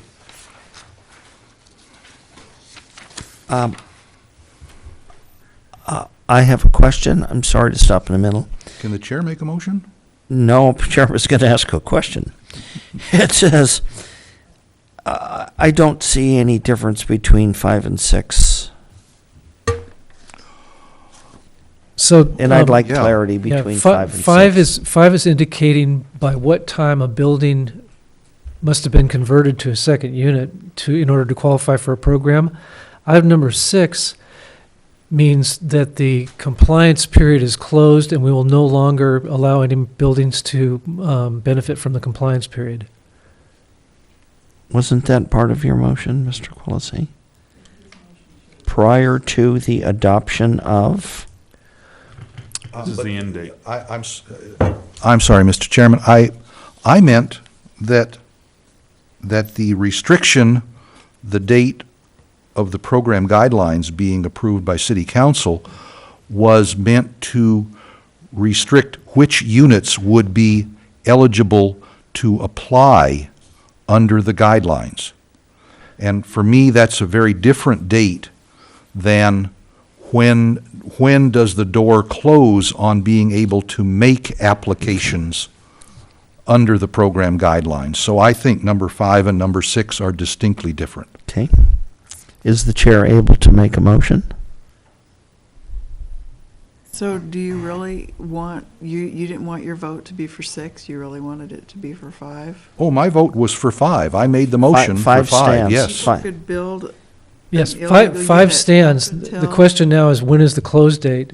5 stands, we're on to 6. I That- know, but I'm just, okay. That's why, Really, people could just keep building, right, even up to now, be illegally converting, even now, today, and they could still, My sense of the motion that we passed is that people who have completed a building, compliant or not, or is that the right word? Legal non-compliant? no, they're right. not, they're not compliant. Non-conforming, They're non-conforming. That people putting up a building, conforming or non-conforming, prior to the date that the city council has established a program, okay. are eligible to apply under that program. Okay, and I'm going to add. And then there's going to be another date under number 6 that says, when do we stop letting people apply under the program? Right, and I'm going to add a little bit of caveat. We have, thanks to Mr. Stewart's help and yours, Harry, thank you. We have different definitions of what these different units are. State's got a separate guideline, sanitary district's got a guideline, city's got a guideline.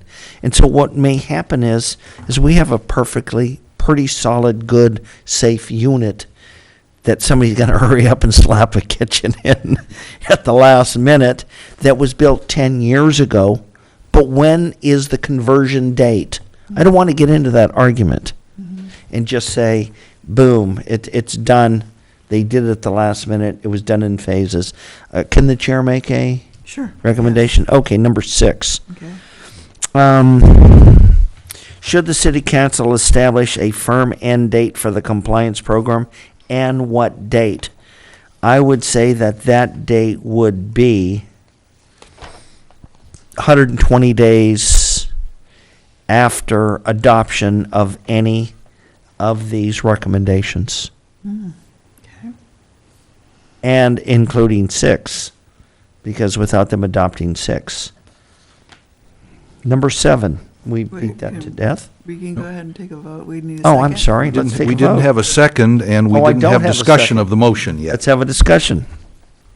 Mr. Stewart. Can I pipe in on that one? Absolutely. Sorry, would you consider amending the 120 days of date of application? They have 120 days to submit an application to the city for a conversion? That's correct.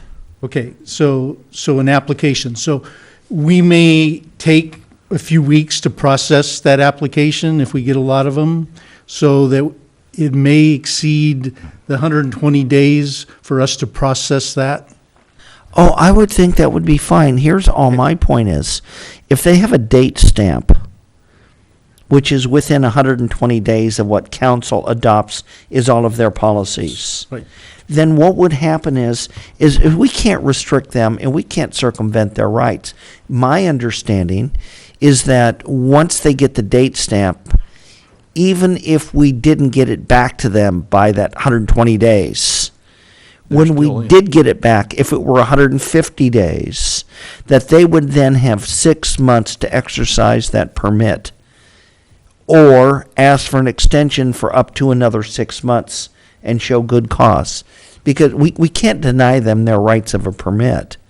And so what it would appear to me is that from the time council adopts, they would have almost a year and a half.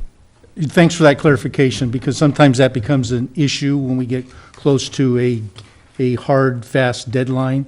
And so with that clarification, then we could incorporate. Yeah, it's kind of like the bakery. As long as you pull one of those things in your number 372 and they lock the door, they still serve you. Can I ask a clarification? Absolutely. So we're doing all this work for the compliance program, and it's only going to last 60 days? Or 60, or 120 days? No, it's going to last for the time. They're going to have 120 days to apply. The city's going to have whatever time it takes to respond. Right. And after the issuance of the permit, they're going to have 6 months and possibly up to another 6 months. But what I'm saying is, say somebody didn't apply in the first 120, the compliance program is closed, no more applications. That would be my understanding. Okay, that's what I just wanted to. But then again, these are recommendations. If council can say, hey, we'd rather go with 180, we'd rather go with 1 year. Yeah. I mean, what I've seen Go is, through all this work and then only have it available. well, it's not available to anybody now. Well, kind of. They're non-compliant now. They have a chance to get compliant. I've had some bruising battles with realtors. And I said, do you not understand that for a few dollars and a little bit of paperwork, you end up with an R2 lot, which is legal non-conforming, and you can resell that, and the bank will loan on it? And what the bank has done with a problem that we are going to have, is the bank refused to loan on the existing habitational unit because there's no permit on file. I'm sorry, we just need a second now then. Right, but again, I've never seen the banks get into that next layer. We're still going to make 8. Do We have to either quit of, by 8 o'clock? well, not really. Do either of you want to give me a motion on 6 or discussion or change it? You made a motion on 6, but I'm not sure I understand it. 120 days. They have 120 days from the date of adoption, final adoption Of the and program posting guidelines. and putting into effect. What the city council may say is, we're going to go ahead and take the 120 days, we're going to adopt everything, but that adoption doesn't take effect until January 1st of 2016. Then they'd have 120 days into 2016 to scurry. It's going to be up to council. I just think that you have to have a start and a stop date, or you don't have a program. Okay, we have a motion on the table without a second at this point. Right. If you would, Well, Any other discussion yeah, my or tendency- modification? Yeah, my tendency is to go with a 180-day window rather than a 120-day. Or was there a particular reason why you went for 120? I just thought this thing has gone on for the 20 years I've been here, and we've had 20 years' notice that this day was going to be here, and today is that day. Yeah, And but so, the issue is whether the public, since this is a new iteration of a program that has been around for 20 years, this is Right. a new iteration with the intent of, once again, not to be And- belaboring it, but inclusivity. okay. The concept at this point is not only to notice the public, this is the latest iteration of a program with the intent of inclusivity and this is the window. Okay, and it will coincide with the end of the year, and so that should just Well, about it really be will, perfect. as you indicated, it's going to depend on what the council wants. But from a practical perspective, I Sure. would submit that 180-day window I is will, appropriate. I will submit a modification to the 180-day time frame only. I only, well, okay. Now I get Now we my have suggestion. discussion. No, Okay. we still don't have a second on the motion, so. That's correct. We're, Used his punch to second it. you would, okay. So we can go into discussion of the motion, Correct. which at this point says 180 days from the date of adoption of the program guidelines by the city council. Adoption and implementation, because those are going to be different dates, right, Mr. Clark? Laws don't become immediate upon the vote of the council, So, do they? when the city council adopts a resolution, it becomes effective immediately. Okay. So, That's fine. It may not get on this calendar, it may not get on till May, and therefore, if it doesn't get on till May and you've got 180 days, that's putting us quite near the end of the year. Yes. My inclination would have been to say 180 days from the date of city council adoption of the program guidelines, or from such later date as the council may determine appropriate. And that's a given. Is that always true? well, it's true because you're making a recommendation and the council can do anything they want. If your Okay. recommendation, Then my words don't need to go in there, they is what still you- have, they certainly have the discretion to make it later Yeah, okay. Or earlier. or earlier. Or earlier, sure. Okay, then I make no Do we have further any more- recommended Do modifications. we have any sir. more discussion? Do we have a second? You do. A second, you have a second. Do we have a roll So call? can we be sure about exactly what the motion says now? 180 days after adoption of the guidelines, By the city council. Okay. city council. Then I vote aye. Thank you, ma'am. Thank you. Ulrich? Aye. Daddy? Aye. 8, anybody have a passion for that? Should the city council require a deed restriction that the primary unit be occupied? I'm going to get to that. You skipped I- 7, I'm sorry. Excuse me, you're right. Did we? You were going to do 7, Bill. Right, should, excuse me, item 7. So a motion would be that second units be allowed in the required side and rear yard setbacks.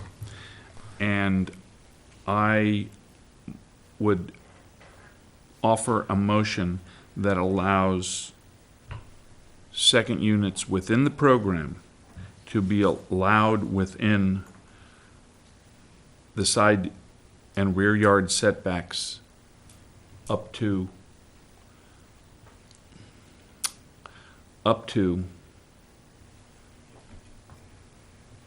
there's the question going to be 2 feet, 1 foot. As it is right now, it's 3 foot with a 1 hour fire separation. Might I suggest some alternative wording then? Perfect.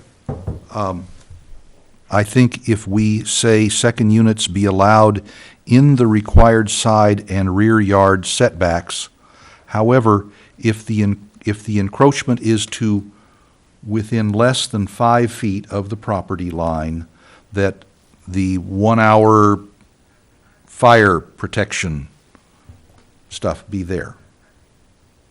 If it's less than 5 feet from the property line. Okay. Is there any grandfathering in any of this, by the way? I don't really hate to use that word, so I'm gonna have a little bit of discussion. Mr. Quillisi, Yes, sir. we have units that are built on the property line that are 40, 50, 60 years old. Okay. So if they wanted to be permitted second unit non-compliant, then they would have to fireproof the sides, the Walls. eaves, Yeah. the sides, the eaves, and the roof. Mr. Stewart, what would Thank be you. the extent? Well, to just give you a little bit of fire protection history on single-family dwellings, The code until probably the last 6 years allowed walls in single-family residence up to 3 feet without fire protection under the building code. Anything less than 3 feet required a 1-hour fire protection. Today's code has a nuance in it that if the building is fire sprinklered, you can go down to 3 feet without that wall being fire rated. But if it's not sprinklered, it's at 5 feet. So to be consistent with the 100-year of code up until here recently, I think that my recommendation to you as a building official is to consider the 3 feet number rather than the 5 feet number. And consider it how? To say the fire protection, if you get closer than 3 feet to the property line, and not requiring fire protection if you're more than 3 feet from the property line? Is that what you meant? Yes. Okay. Okay, I'm going to offer a revision because I think this is really going to get to be ugly. We're not going to have any more non-compliant units. We're going to have a date, and then we're going to be done with these things, and we're not going to continue to build them forever, We'll hopefully. either have legal non-conforming units, or we're going to be tearing down structures. I kind of think that those people that build brand new, non-conforming without permits, with inside of a bunch of regulations, are probably not going to get to be there. That's kind of what I think may happen. So what I would offer as a revision is that we accept the footprint today. We have a few dozen that are going to be inside that 3 foot. And I think that's going to be very extensive. We've not had any fire problems. We have not, to my knowledge, had a single 2-unit fire where we had a spreading of 1 unit to the next unit within the city limits of non-sprinkler buildings without firewalls. So I don't really see that is where we're a row home or a town home or a planned unit development where we've got this real packed issue. And these are older homes. I mean, I did watch Mr. Olson's home go up in a matter of just vanished, one of his properties, and very, very, very quickly. I don't know if that 1 hour fire with a 40, 50 mile an hour, 100 degree, 10% humidity day is going to matter. We haven't lost any of these yet. So what I would offer is a modification is that if we're going to allow them inside, allow where they are, just, again, they don't get to be enhanced, remodeled, expanded, and if destroyed to a certain percentage, they don't get to be rebuilt, and they don't get to get inside the 3 foot. They get to get pushed back to what the actual current But you said limits there are some within the 3 foot right now. Oh, absolutely. Some on the property line. On the property line. Okay. So your recommendation for modification of the motion, which I think you made, sir, is that the motion reads, we recommend second units be allowed in the required side and rear yard setbacks, period. Period. Okay? That is The modification that I was going towards. That is the intent of your Yes. motion. Yes. Okay, are we okay, Sherry, with that? Okay. The recommendation is that second units be allowed in the required side and rear yard setbacks under these program guidelines. We're not talking about new construction. Nope, nothing. Anything else, just Nothing, strictly just- under the program guidelines. Right. And I will second that then. Vote? Aye. Aye. Aye. Okay. My turn? Number 8? Anybody that wants to. Oh, that's right, he jumped in with one. On policy item number 8, I move that the city council not require by deed restriction that the primary unit be owner occupied. Not require by deed restriction. I second that. Aye. Aye. Aye.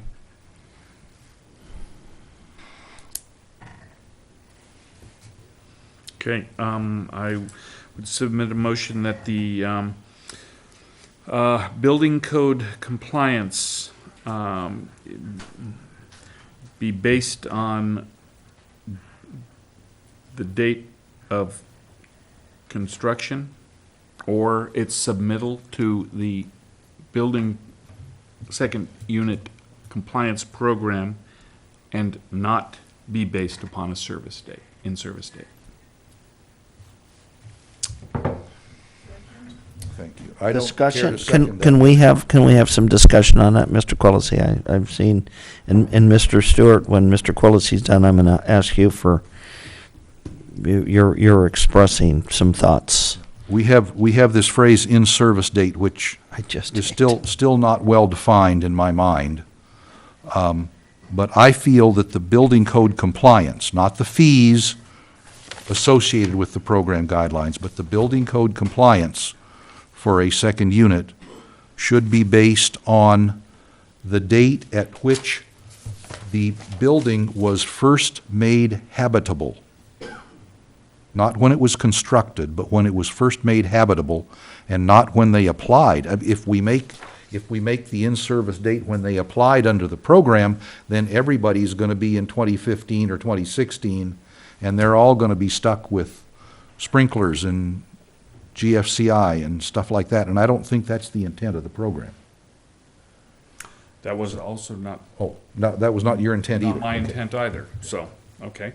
I would like to see the motion say that building code compliance should be based on the in-service date, and that be defined as the date by, however we can establish it, best estimate of the date at which the structure was first made habitable. Could I ask for a revision or modification? Could I ask that you restate that and change the verbiage from in-service date to habitation date? Well, Or first, that might not be the same date as when the structure was made habitable. It might have lain dormant but habitable for a year before anyone lived in it. Unless you mean something different by habitation date. well, then let's talk about somebody that has a shop. And they hurry up because they're going to do something with this thing. And they go ahead and add a couple of more implements that qualify it for a habitational unit. And they do it today.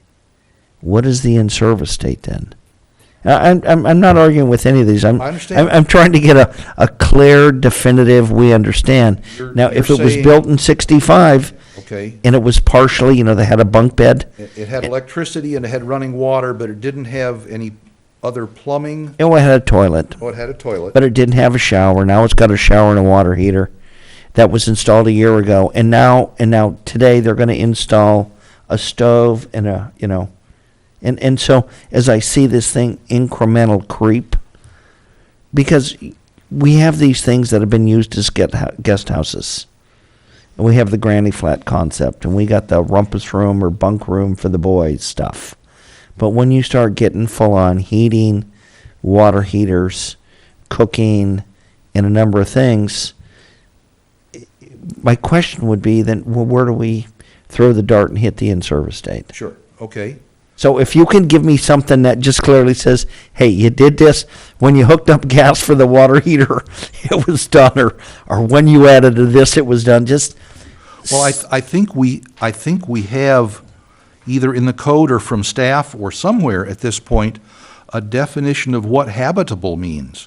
It means more than electricity, because I've got electricity in my garage and it's not habitable. It's got to mean more than running water. It's got to mean more than has a toilet in it. But what is the definition of habitable? Well, to use which was included in our packet, the City of Sierra Madre's second unit amnesty permit requirements from October of 2012. The definition for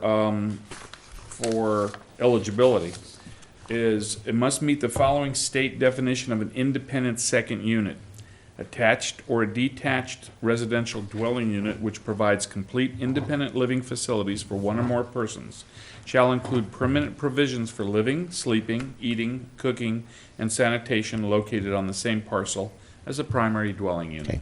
So then without a hot water heater, it never meets that standard. Correct. And then my question of staff would be, if there is such a structure out there in the city right now that has electricity, running water, and a sink, and a toilet, but it doesn't have a shower or an oven, do the owners of that structure need to come to the city and ask to become legal non-conforming because they don't meet all the requirements of being a second unit? Can they just continue to exist with that structure as it is, what we might call a proto-second unit or an incomplete second unit? Or an overload temporary unit?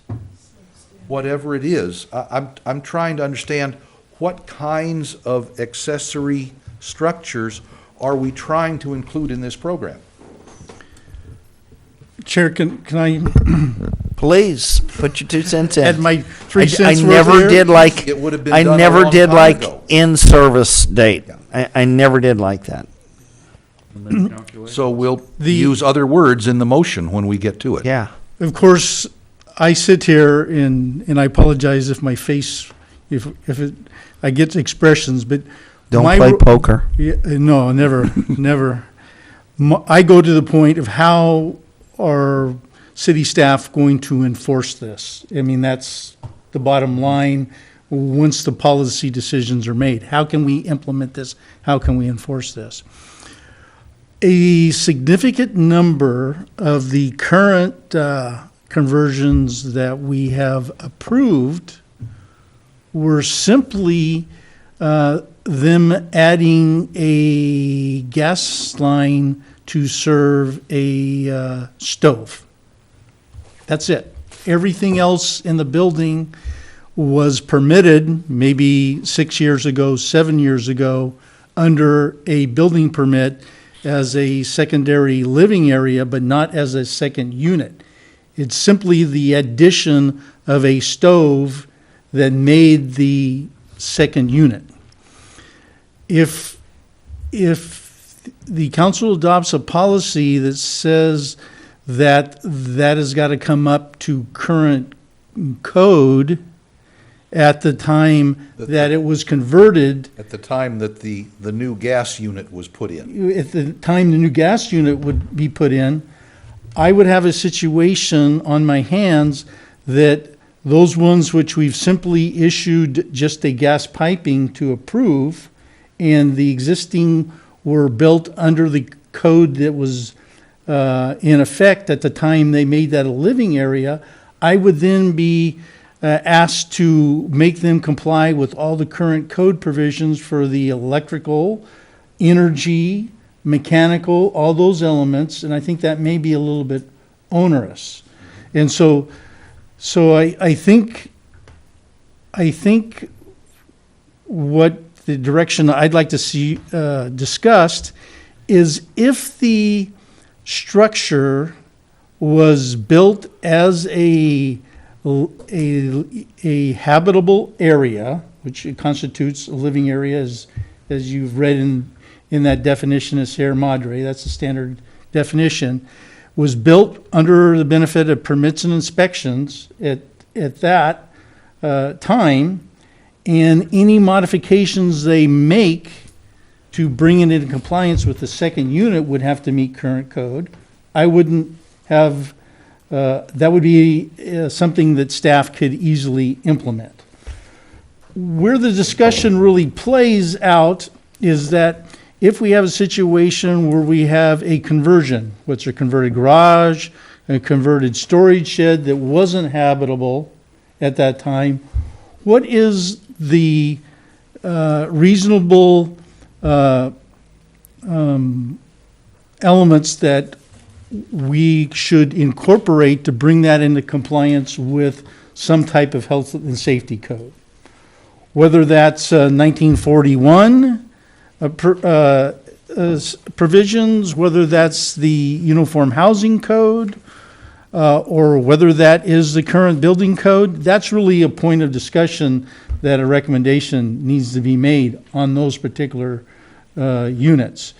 But I think if we permitted a habitable area and all they're doing is minor modifications to incorporate the second unit, I think that would be onerous to require them to bring it into full compliance.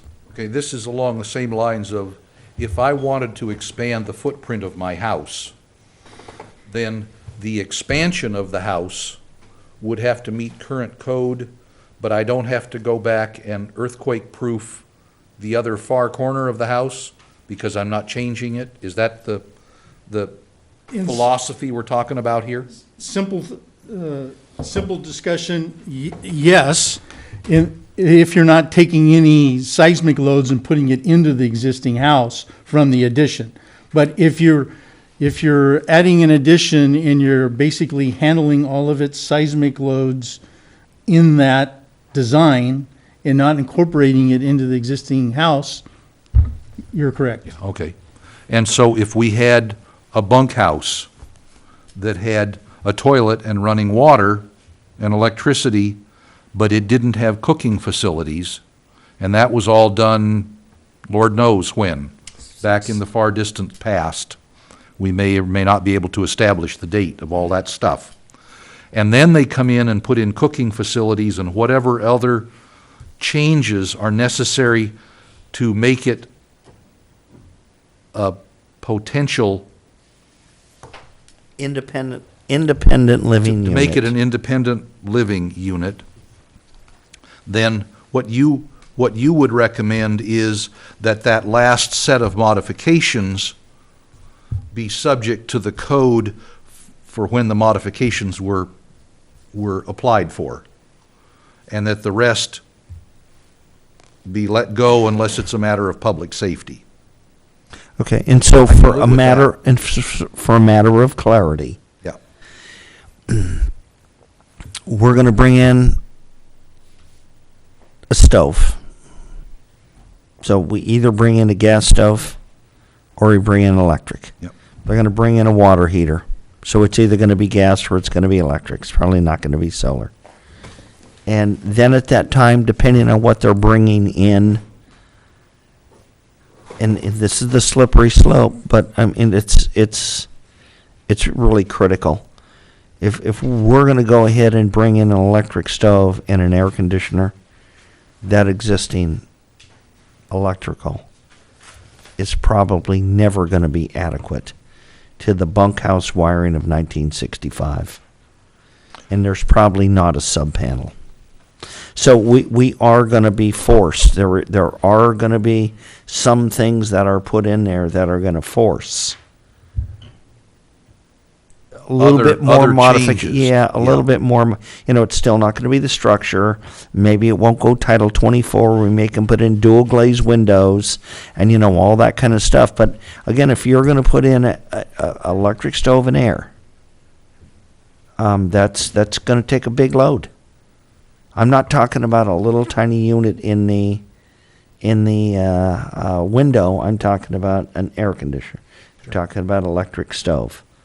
So I don't know how we're going to vet those, and I don't know how we're going to Well, I think, make a motion on this thing. I think city staff could adequately inspect to be sure that there's no issue of public safety with the addition of a huge electrical load in an otherwise old, not quite second unit structure.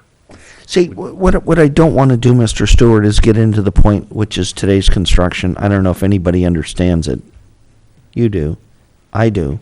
When I go and inspect a new home, they don't have screw-in light bulbs anymore. They have plug-in LEDs. Yeah. That's it, man. I mean, they're getting rid of the electric load on one end, incredibly. And so I really don't want to see somebody with that bunkhouse having to go ahead and put in LEDs and the other things. I don't No. want to go over that threshold. But if we can go ahead and make this within a health and safety, which is if you're going to pull X amount of It happens. amps. It happens on a daily basis. If someone comes in and they're wanting to add additional electric load, for instance, maybe they have a gas stove in there and they want a electric cooktop because they like cooking with that.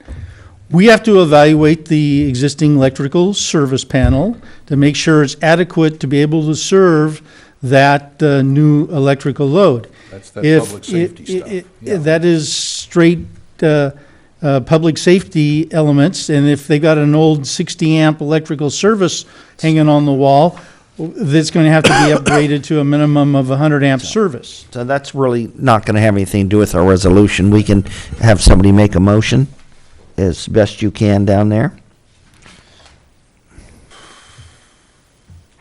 Should the city council, should building code compliance be based on the in-service date, number 9? And what we've been talking about is making it piecewise compliant. If the old electrical service is okay, and the old toilet is okay, and the old running water in the sink is okay, then Mr. Stewart is not gonna mess with them. And if we bring in new gas service for a water heater and for a stove, then that's what he's going to inspect, and it's going to be inspected to current code. But the rest of it is going to be left as it was, assuming it was compliant when it was first built. So that's what I'm saying. We're talking about piecewise compliance here. I'm fine because a lot of these units have changed over time. Yeah. Do we even, I'm trying to avoid a nightmare of research for the city staff and inspectors too. If there have been 10 material changes to a particular piece of property, the last one being adding a gas line for a stove and a water heater, are we going to ask that the city staff inspect piecewise each of those 10 changes to make sure that they conformed? Well, or it we just should. leave it at public safety right now Well. and inspect the most recent modification? In public safety, Mr. Stewart, if I'm not incorrect, should only be 3 components. Some type of fire alarm, the electrical, and the gas system. And that's, Basically, that outlined in the California Health and Safety Code, Okay. which is very similar to the 1941 standard, although I think it has a little bit more clarity to it, in my opinion, which is really based on what the Uniform Housing Code is based on. But under state statute, the city must enforce the California Health and Safety Code, which it meets those minimum standards. I'm sorry, I'm not speaking in the microphone here.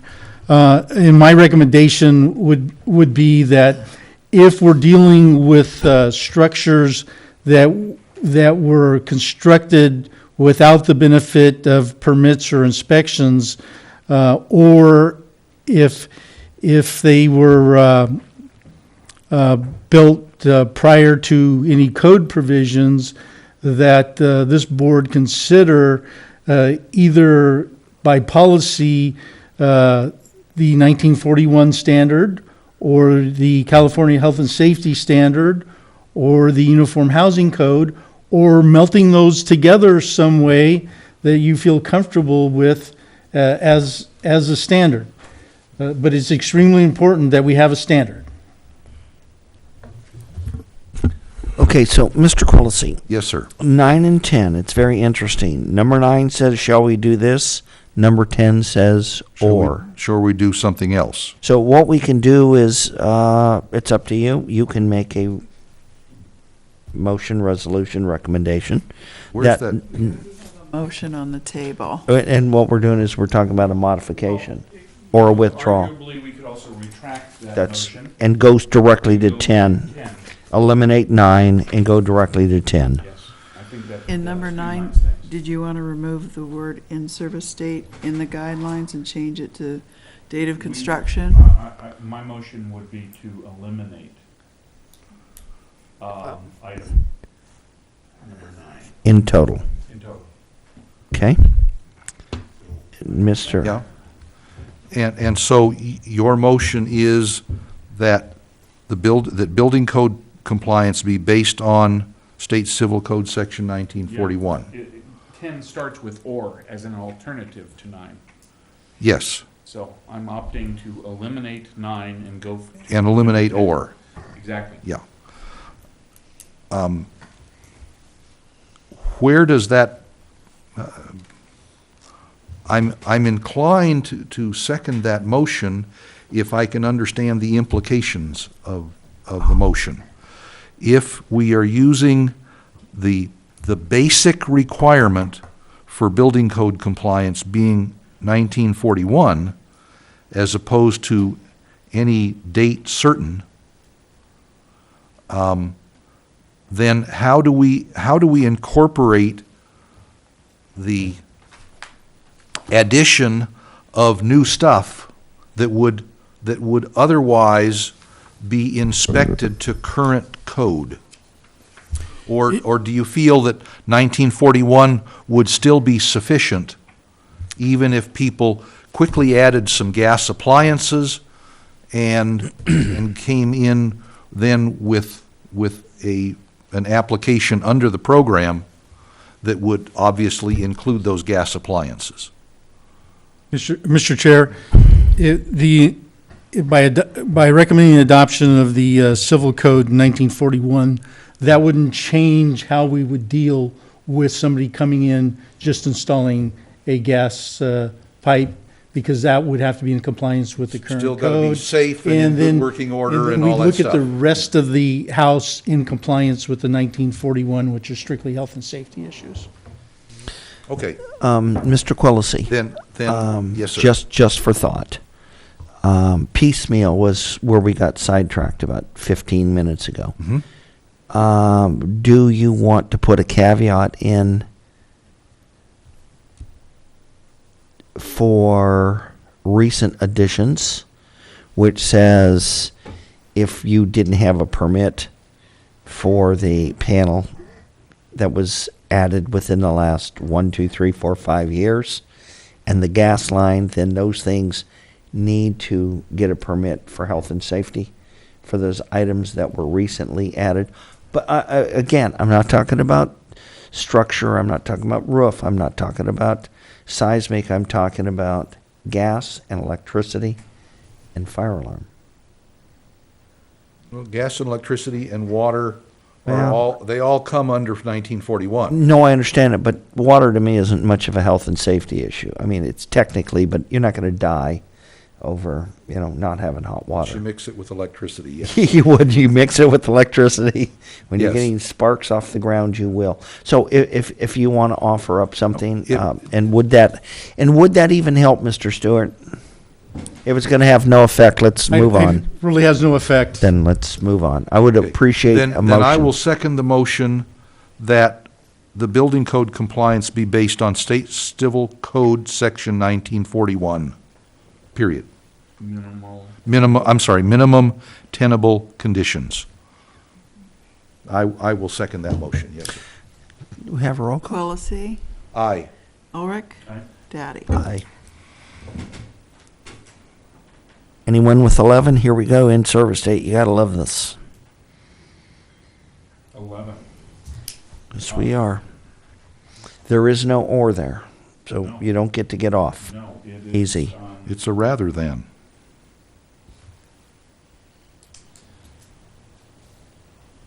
I would motion that building fees be a flat amount per square foot, as determined by the city to cover actual costs of implementation of this program. I'd like to have discussion with staff on that. My understanding is that state law prohibits the city from getting fees above actual cost. And so what my interpretation would be is that the current fees we have today are then, in effect, the actual cost, which then In an ideal world, that's true. which then says that your recommendation is that building fees will be current fees. Did I get that correct? Depends on what the word is. Is? Yeah. I'm not sure what current fees are, because as I look at it, I suspect that if if building fees is the cost of processing applications, that's one thing. If it includes the cost of inspections and such, that could vary with the size of the building. Now, we're only talking about buildings up to 1,200 square feet, and maybe that's within the minimum that we don't need to worry about that. I don't know. I'd like your opinion on that, sir. Mr. Chair, Yes. to go back to my installation of gas piping scenario, currently, when we have that type of an application, Sherry, the permit fee is somewhere in the neighborhood of $60, give or take, which does not cover our initial investigation costs. So I think it would be appropriate just to say what was the motion is that would cover our costs, and we actually develop a inspection fee to cover that initial inspection. And then if a permit is needed for follow-up for a water heater that was put in without a permit, or a gas pipe that needs to be installed or something like that, there would be an additional fee There for could be a that. reinspection. Right. Well, And those are separate, those are already established, those are already current. But my initial proposal was for there to be a flat fee based on square footage that covers all of this. If you have a 600 square foot unit, and it is, and the fee, just for the sake of discussion, is 50 cents a foot, that's a $300 fee. Ostensibly for the permit issuance and an inspection. Now, obviously, if that needs to get upgraded to 75 cents a foot or $1 a foot or something along the lines of whatever new construction costs are, which, that even that varies, that gets into several dollars a foot. $50 a foot. Well, no, not not cost of construction, cost of permit. Cost of permits. Okay, then it would cover those, and the application, processing, the administrative costs, the field costs, the, perhaps Get it. even going back for a second inspection, et cetera. Okay, who wants to make that motion? As it's 8:20 now.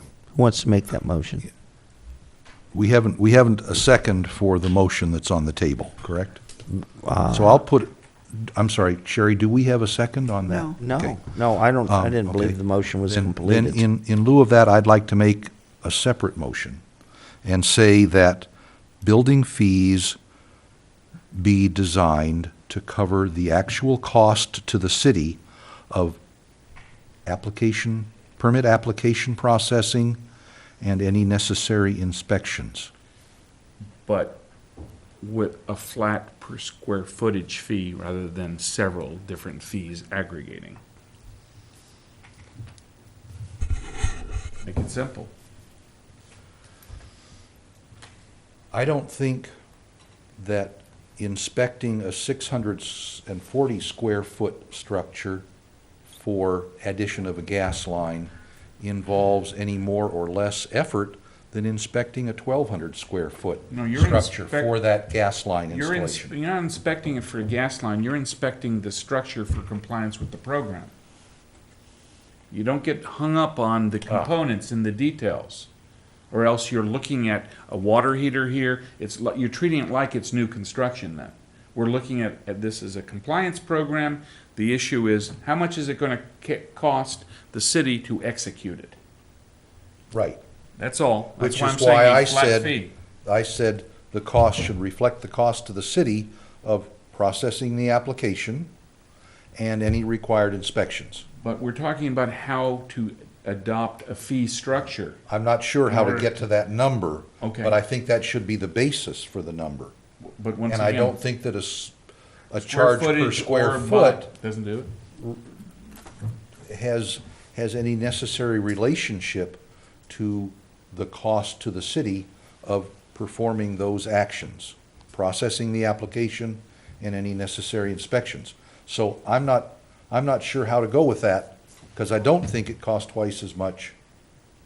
I don't think it costs twice as much to do that work for a 1,200 square foot structure as it does for a 600 square foot structure. Why not? And your per square foot Well, why wouldn't you? number 'Cause would there's only one double water the cost. heater And one four-star heater, and there's only one. Right, electrical but and all that ostensibly, you have a larger square footage, there is more to look at, even though you may have only one water heater, you may have only one bathroom, you still have 600 square feet of whatever it is versus 1,200 square feet of whatever it is. Let's skip to number 11.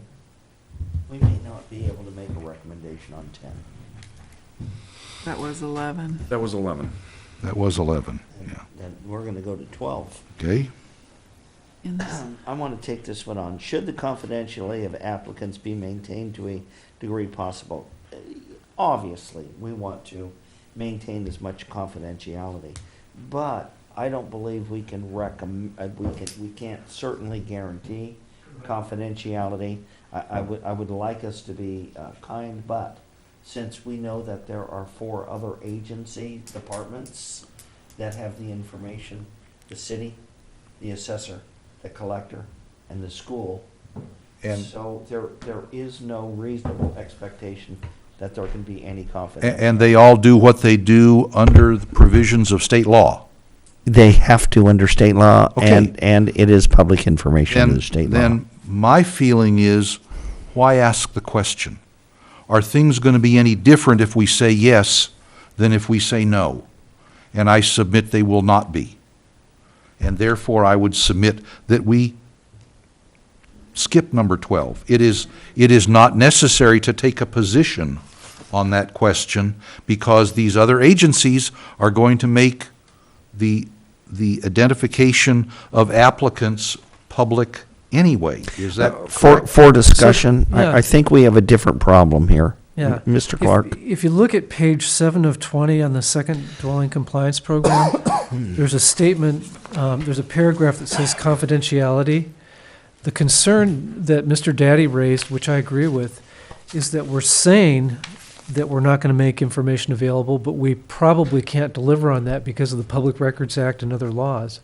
So I really think the suggestion that Mr. Daddy made, and I agree with, is that paragraph go away, because we're promising something we can't deliver on. And that makes point number 12 moot. Well, The recommendation is, make a recommendation. the on it. recommendation You is don't say we'll- it is moot by Because it's- definition. we need But to it's not, eliminate the because paragraph. It exists in the existing program. Well, we haven't gotten to the rest of the program. We've talked about the checklist, and we've talked about Right, 14 policy points. right. There could be a lot more changes to this program as we continue to look at Right, the but not individual about pieces. confidentiality. Okay. It's a All discrete right. issue. All right.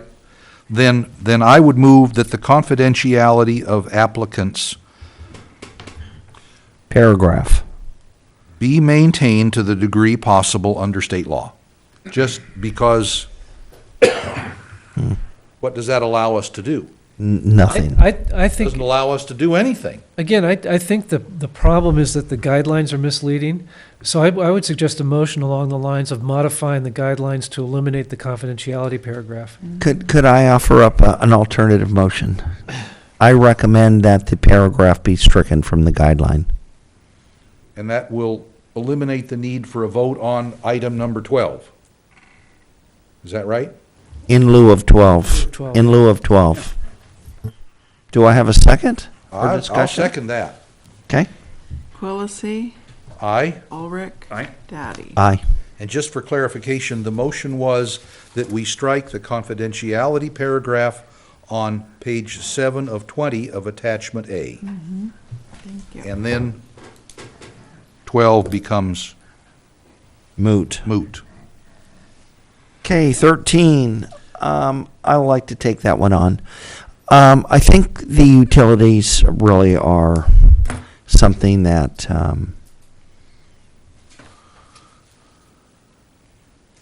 the homeowner be allowed to vet.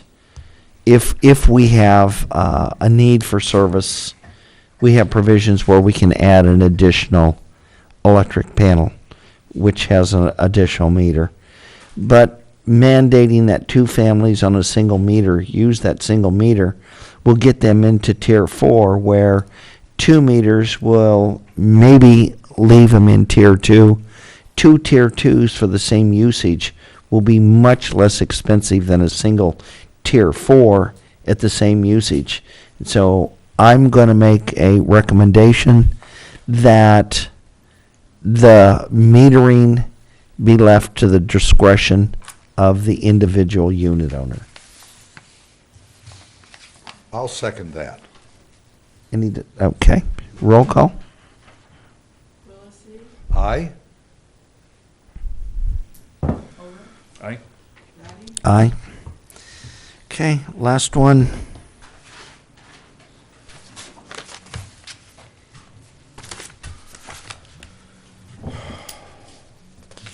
That's the open-ended question that leads us to look at all the rest of the pages of the program guidelines. Do you want to get into that tonight? Well, we I'm can ready. get, do we, I don't want to go into it line by line and page by page. I do want to get into any of those items that came out that we said, wait a minute, this needs to be fixed. And where I picked my point was that confidentiality thing. I said, no, this got to get fixed here. I really don't see a lot of other things in there that are troubling to me. I think, I have a couple. okay, Attachment A, page 2 of 20.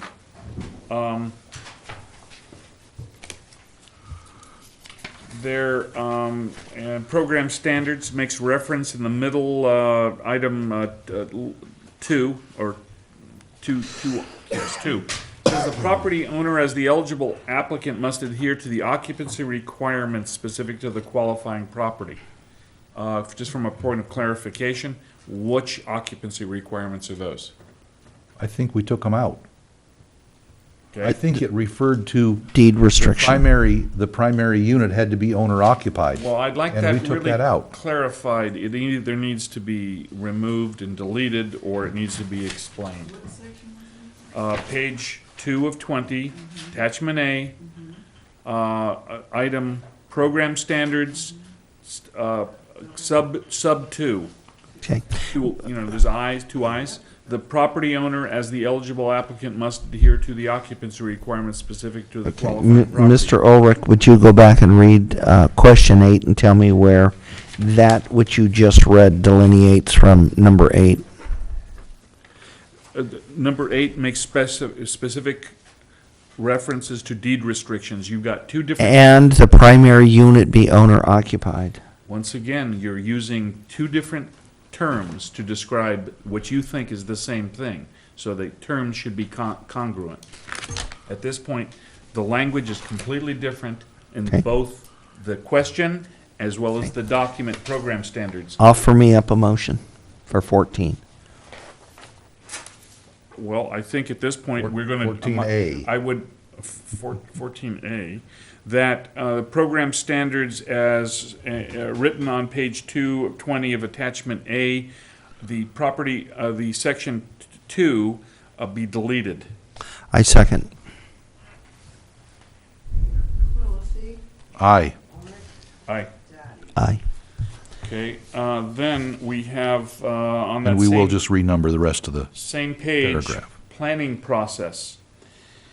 It makes reference to all zoning conformance decisions, community development director's decisions, i.e., I presume, are appealable to the planning commission.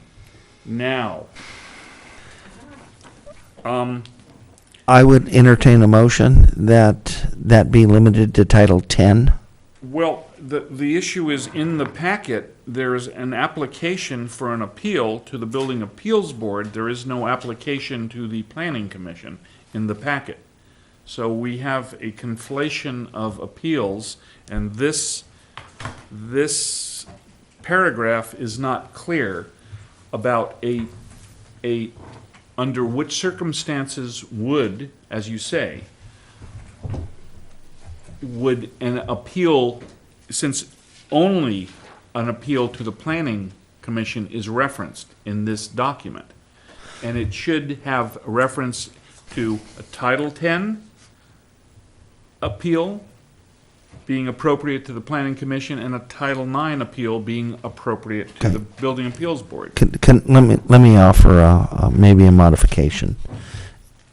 Maybe we could put a resolution that says that the appeal shall be to the proper board or commission that has the title authority, and just make it a one sentence. Therefore, if it's a Title 10, it's an HPC, because they're in this thing with us.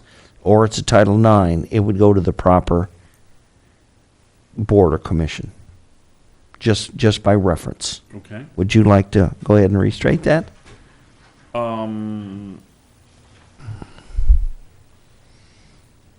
That the, Appeal by? that, relative to page 2 of 20 of attachment A, planning process, I would submit motion that the language be revised to all appeals to the planning process or building appeals be directed to the appropriate commission or board Yep.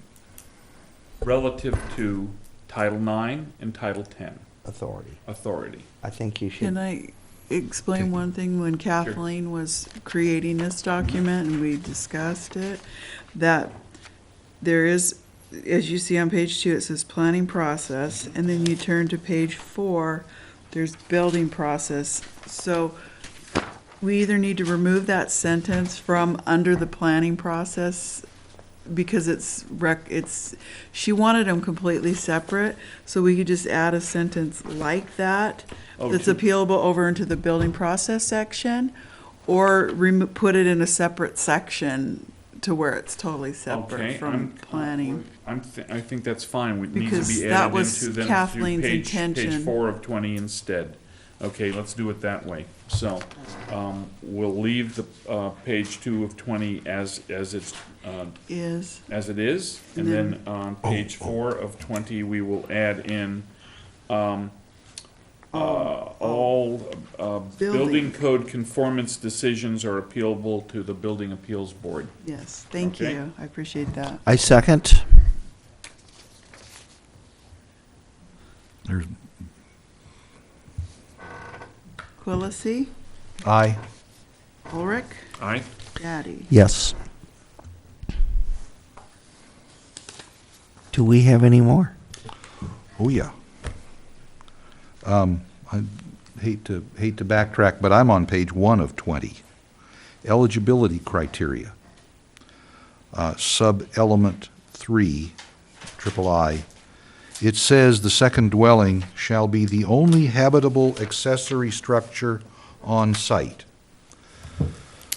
Last fall, when my wife and I were walking the blocks and hanging campaign mailers on mailboxes, I ran across one or two properties for sure that were, it looked to me like 1 acre properties with 100-foot street frontage, so they're about 420 feet deep. And they had 3 structures on the property. This does not cover that. And I'm not sure that we want to restrict it that way. We already have lot coverage percentage restrictions. And unless you're talking about one of these really odd 1 acre lots, that's gonna keep you from building a whole lot of secondary structures. But I don't think that we could, as a city, go in and tell a property owner, you have a primary unit and 2 secondary units on your property today, one of those secondary units must be demolished. And that's what this appears to say. They cannot both be eligible for the program. Can we get some help from staff? When it says habitable, again, are we sticking with the definition of independent living when we say habitable? We're not talking about the granny flat without the stove. So when we say habitable, is it the strict definition where it meets all of the criteria, either the state's sanitary district or ours, that says if you have A, B, C, D, E. Now, because there is technically no cooking in granny flats. Okay?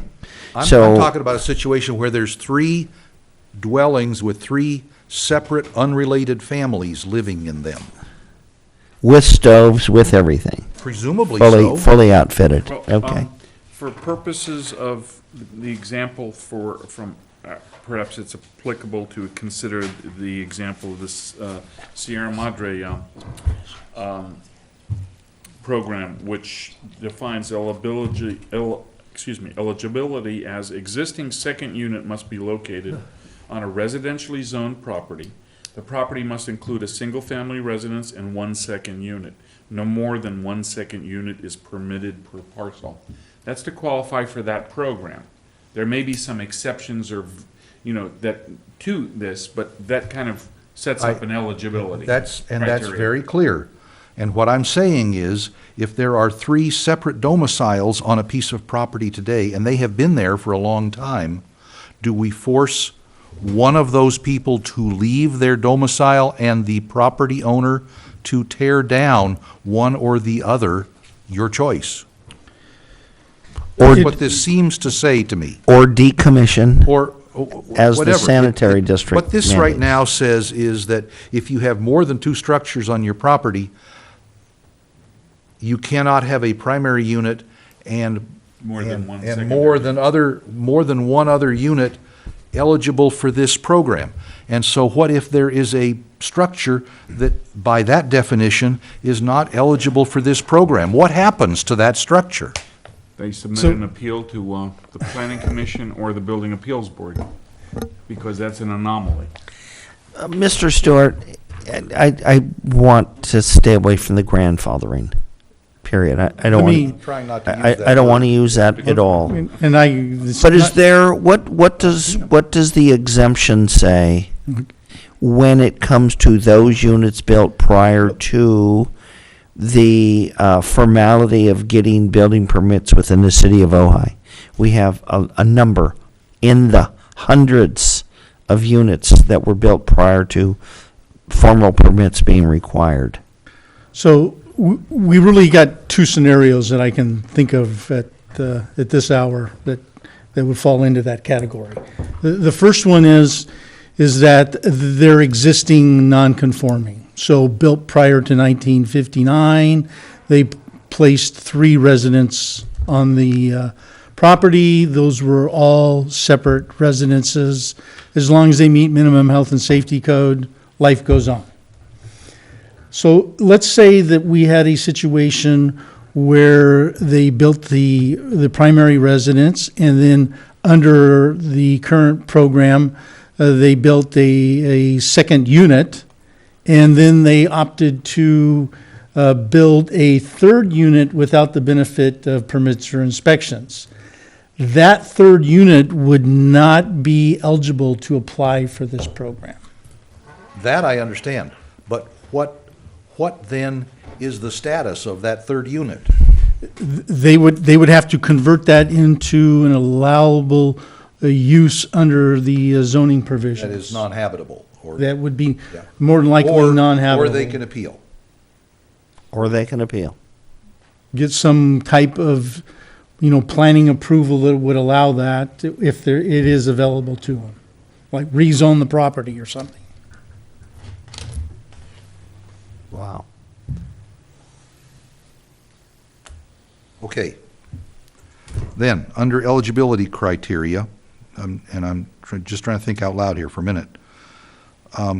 There are two sentences there. It says, "There shall be no other second dwelling unit on the property," is the second sentence. If there is one already, then maybe we just add to this and say, other habitable structures on the property may become eligible for this program by appeal to the appropriate board or commission?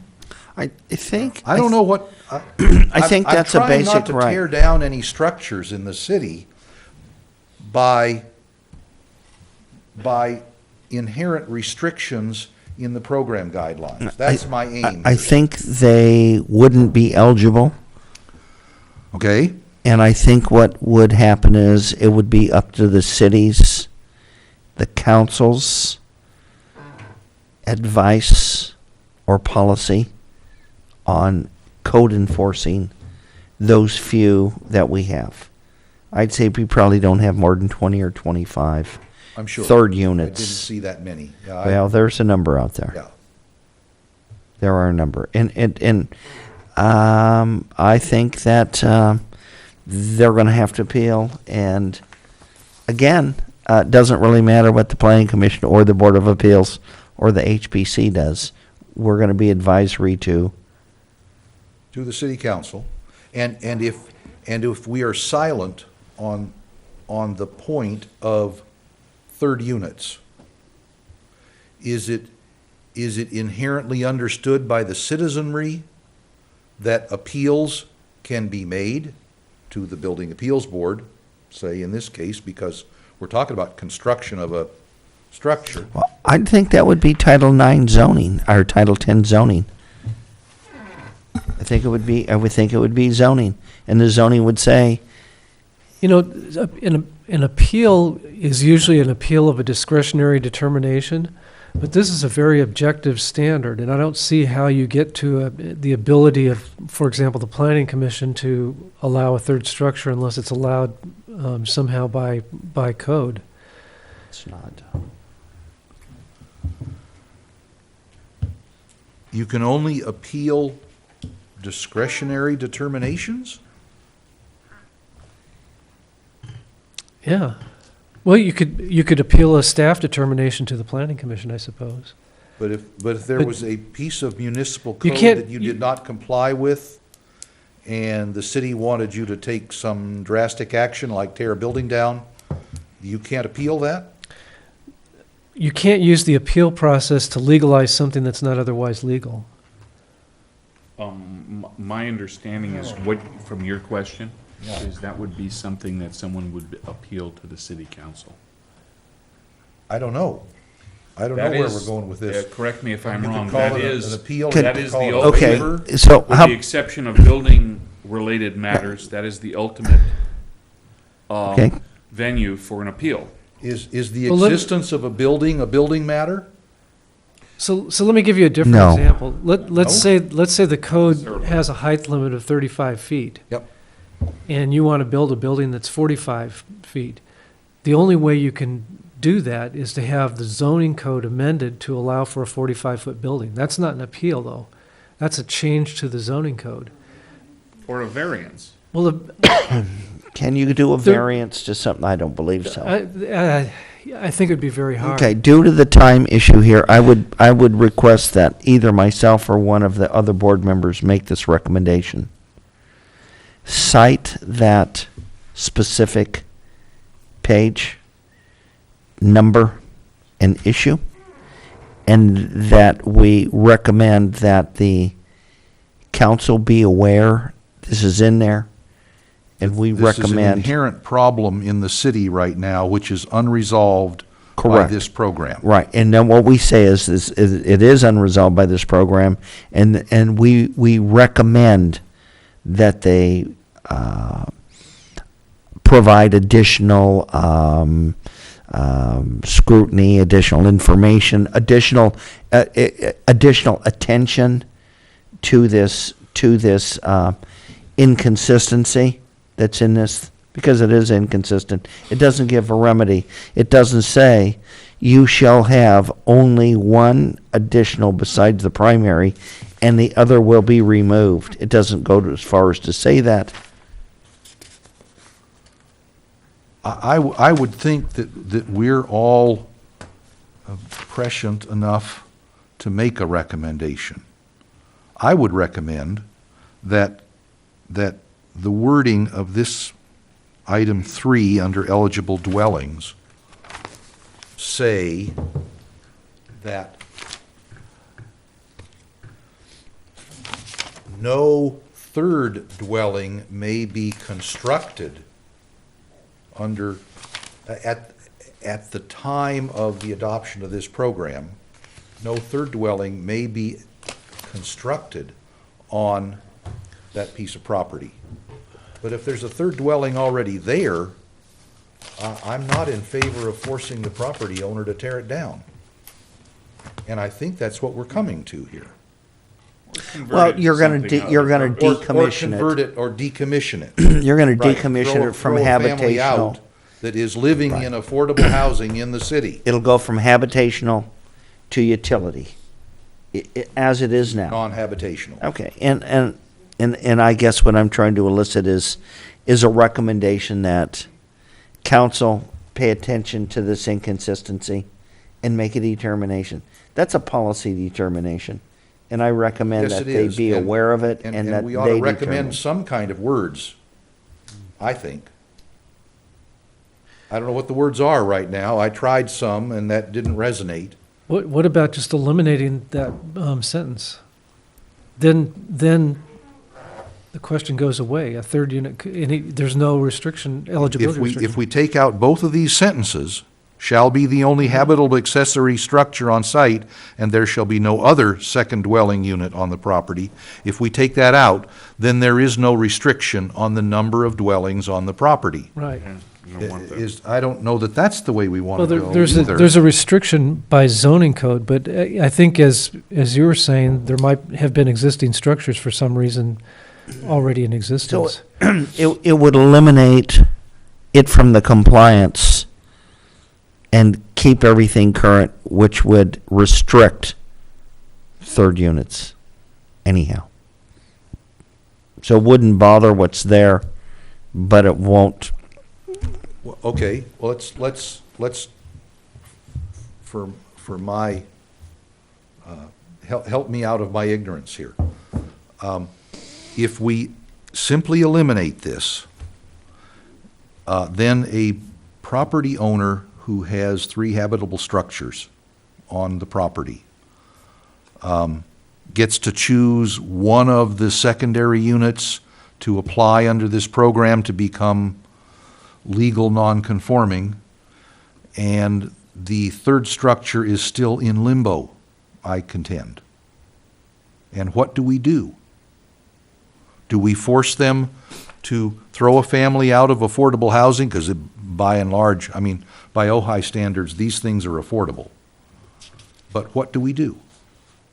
I think we need to recommend something that allows those few third structures to remain in place as a part of the affordable housing stock of the city, but not allow more. exceptions to this program are within the ambit of the policy-making capacity of the council. I agree. So Do we have an opinion on what the council might take on as a policy? Should we recommend something?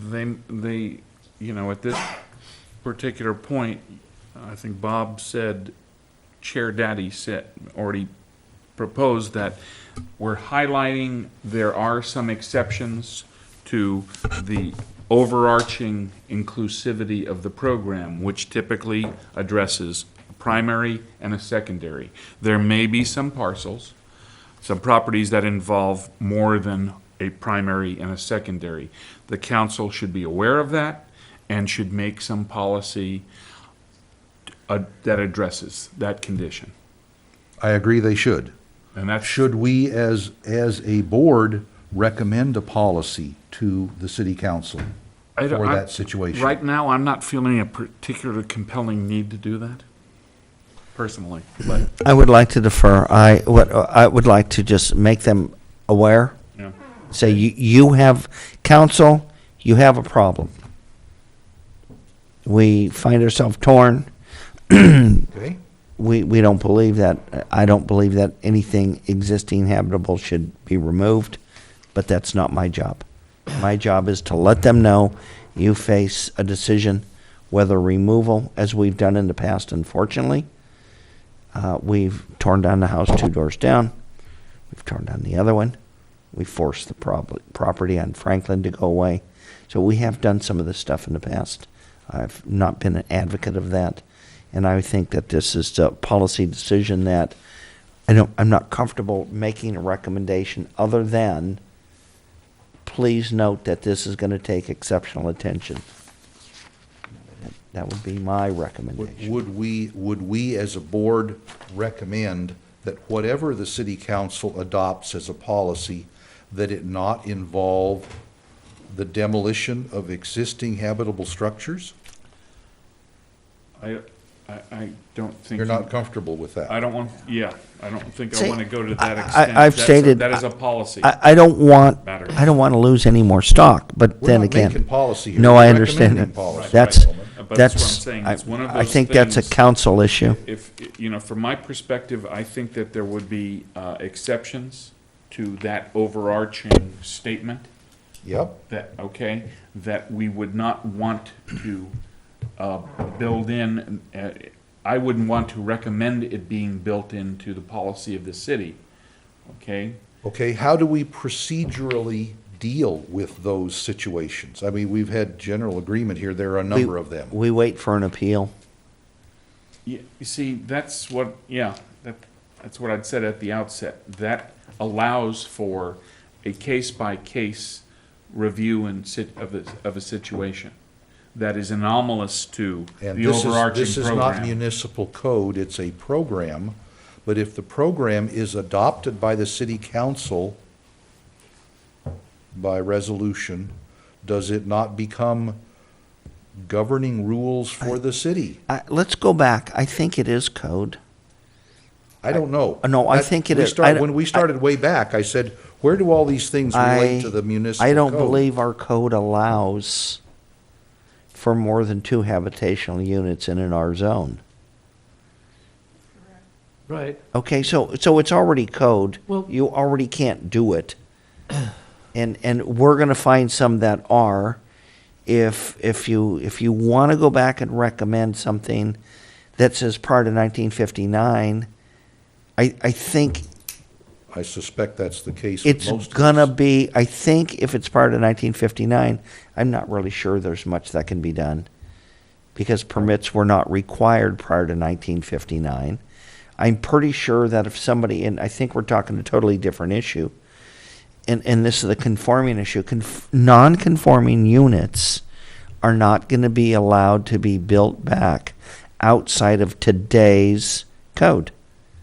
Right, And so but that would be. existing non-conforming units, The difference is if it's destroyed by fire, it's not coming back. Then it's If lost, It right. is probably something that may not be demolished, but then again, my preference would be to make council aware, and the reason they get paid the big money, they get paid that big monthly salary and we get nothing, is to make these decisions. So I would like to pass this off and see if we have any other items.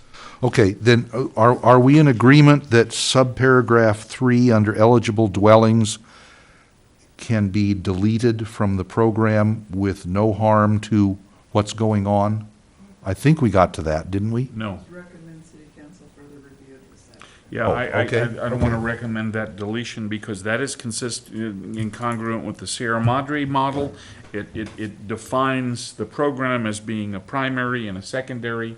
At this point, I don't want to get hung up on a few anomalous pre-1959 situations and make this completely open No, as a I agree. consequence. But if the zoning already says you can't have more than 2 structures on the property, then why do we need that restated in 2 different sentences Because here? this is for the purposes of the specific program versus the overarching zoning regulations in the city. Because one is current code and one is totally non-compliant, and these are totally non-compliant, and that's what we're doing, is we're vetting the non-compliant, not the current code.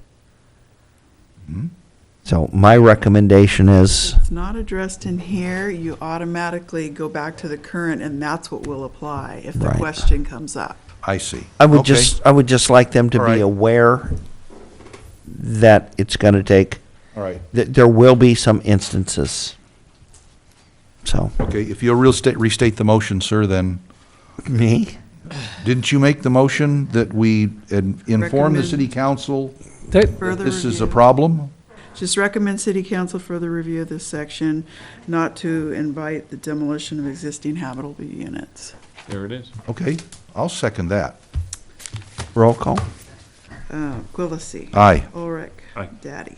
Do we have any other special items in here that need any further, that need to be brought to the attention of the council at this time in the form of a recommendation or resolution or anything else?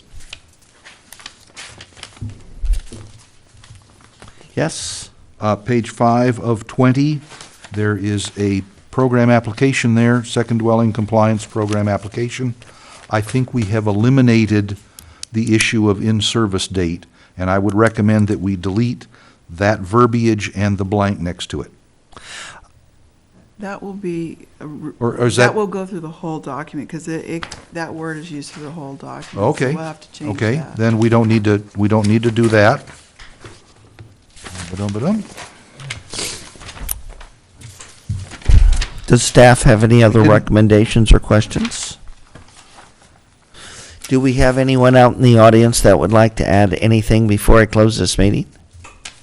Do we have any more recommendations or discussions from the board? Nope. I have Mr. one Colson. on page 16 of 20. Okay, Paragraph D delta. It says, "The Building Appeals Board shall have no authority to waive a requirement of this title." First of all, I'm not sure which title is referred to here on this page. Is this all in Title 9? Page 16. 16 of 20, paragraph D delta starts, "The Building Appeals Board shall render a final written decision with findings," so on, so on. And at the end of that, it says, "The Building Appeals Board shall have no authority to waive a requirement of this title." I would like to understand what that means. First of all, what is this title? And I thought that Building Appeals Board decisions were themselves not appealable. And yet that puts a restriction on what the Building Appeals Board can even rule on. I believe we do have restrictions on what we can rule on. What I believe our limit in scope is to interpretation, not to waiving rules. So, somebody comes in and says, well, gee whiz, I'm building this, whatever, right? We can't go ahead and waive the 6-foot height on a wall, Okay, where do the, if a waiver. because that's a state law. In anyone's in anyone's opinion, was appropriate, who grants the waiver? Okay, explain to me what a waiver is. I'm not really sure with a specific item. Taking some action, building some structure, doing some construction, whatever, that is contrary to the code. Is it simply forbidden? Yeah, it's simply forbidden. What is a waiver? Well, it's not, it's an appeal. I'm not really sure what a waiver is, but an appeal is when, my understanding is when there is a different interpretation of what the code is, and we have a difference of interpretation. My understanding of a waiver, and there's. Up to the mic, up to the Excuse me. mic. My understanding of a waiver, and there's limitations to this, for example, is the building official, under certain circumstances, can waive certain elements of the building code. Certain elements he cannot. So the issue is whether something, the application or the requirement can be either eliminated or reduced under a certain set of circumstances to a specific application. Is that sort of congruent? Yes, in short, yes, but if somebody wanted to essentially waive a clear code element, neither the building official or the appeals board has authority to do that. But if the building official makes a interpretation of the building code, which is required by state purview, that the building official makes an interpretation, a contractor, an engineer, an architect can appeal that decision to the Board of Appeals, and the Board of Appeals can come up with a different interpretation based on specific findings, as long as it doesn't include a waiver of the code. So actually, what this is basically saying is that the Building Appeals Board doesn't have any authority of right to waive a requirement of the title. The title that I'm understanding. We're it to be talking Title IX here? Title IX, exactly.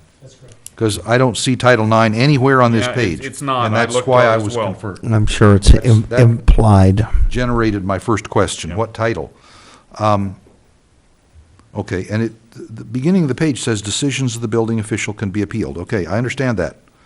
But see, the But it's only planning, interpretation of the planning commission would, 35 and 36 are not different interpretations of the Title IX. One is allowed and one is not. right, I can't see under any circumstances where the planning commission would appeal a building official's decision. Because that's, So this is an attachment to the guidelines, and it actually, what it is it's the appeal form for the Building Appeals Board, which was something that you separately looked at as a board more than a year ago. And it's just being attached here for information.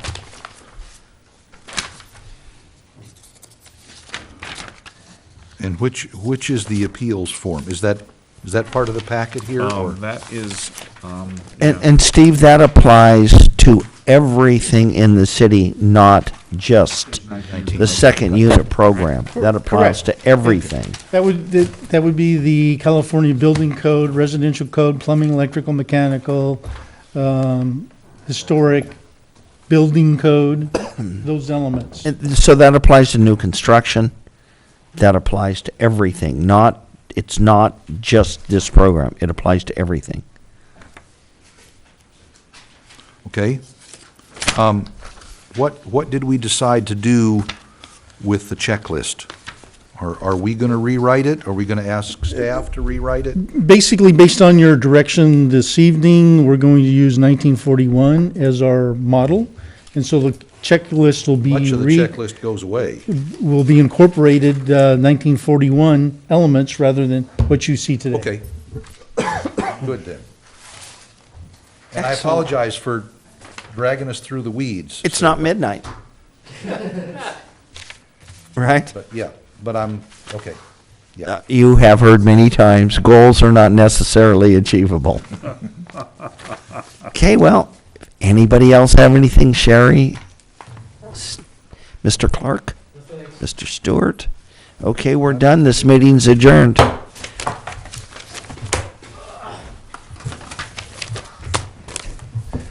soon as you'll show up. I congratulate you on this. You've sworn as a city official. Well, Thanks for showing I've been up. sworn in, and I suspect I'll be sworn out.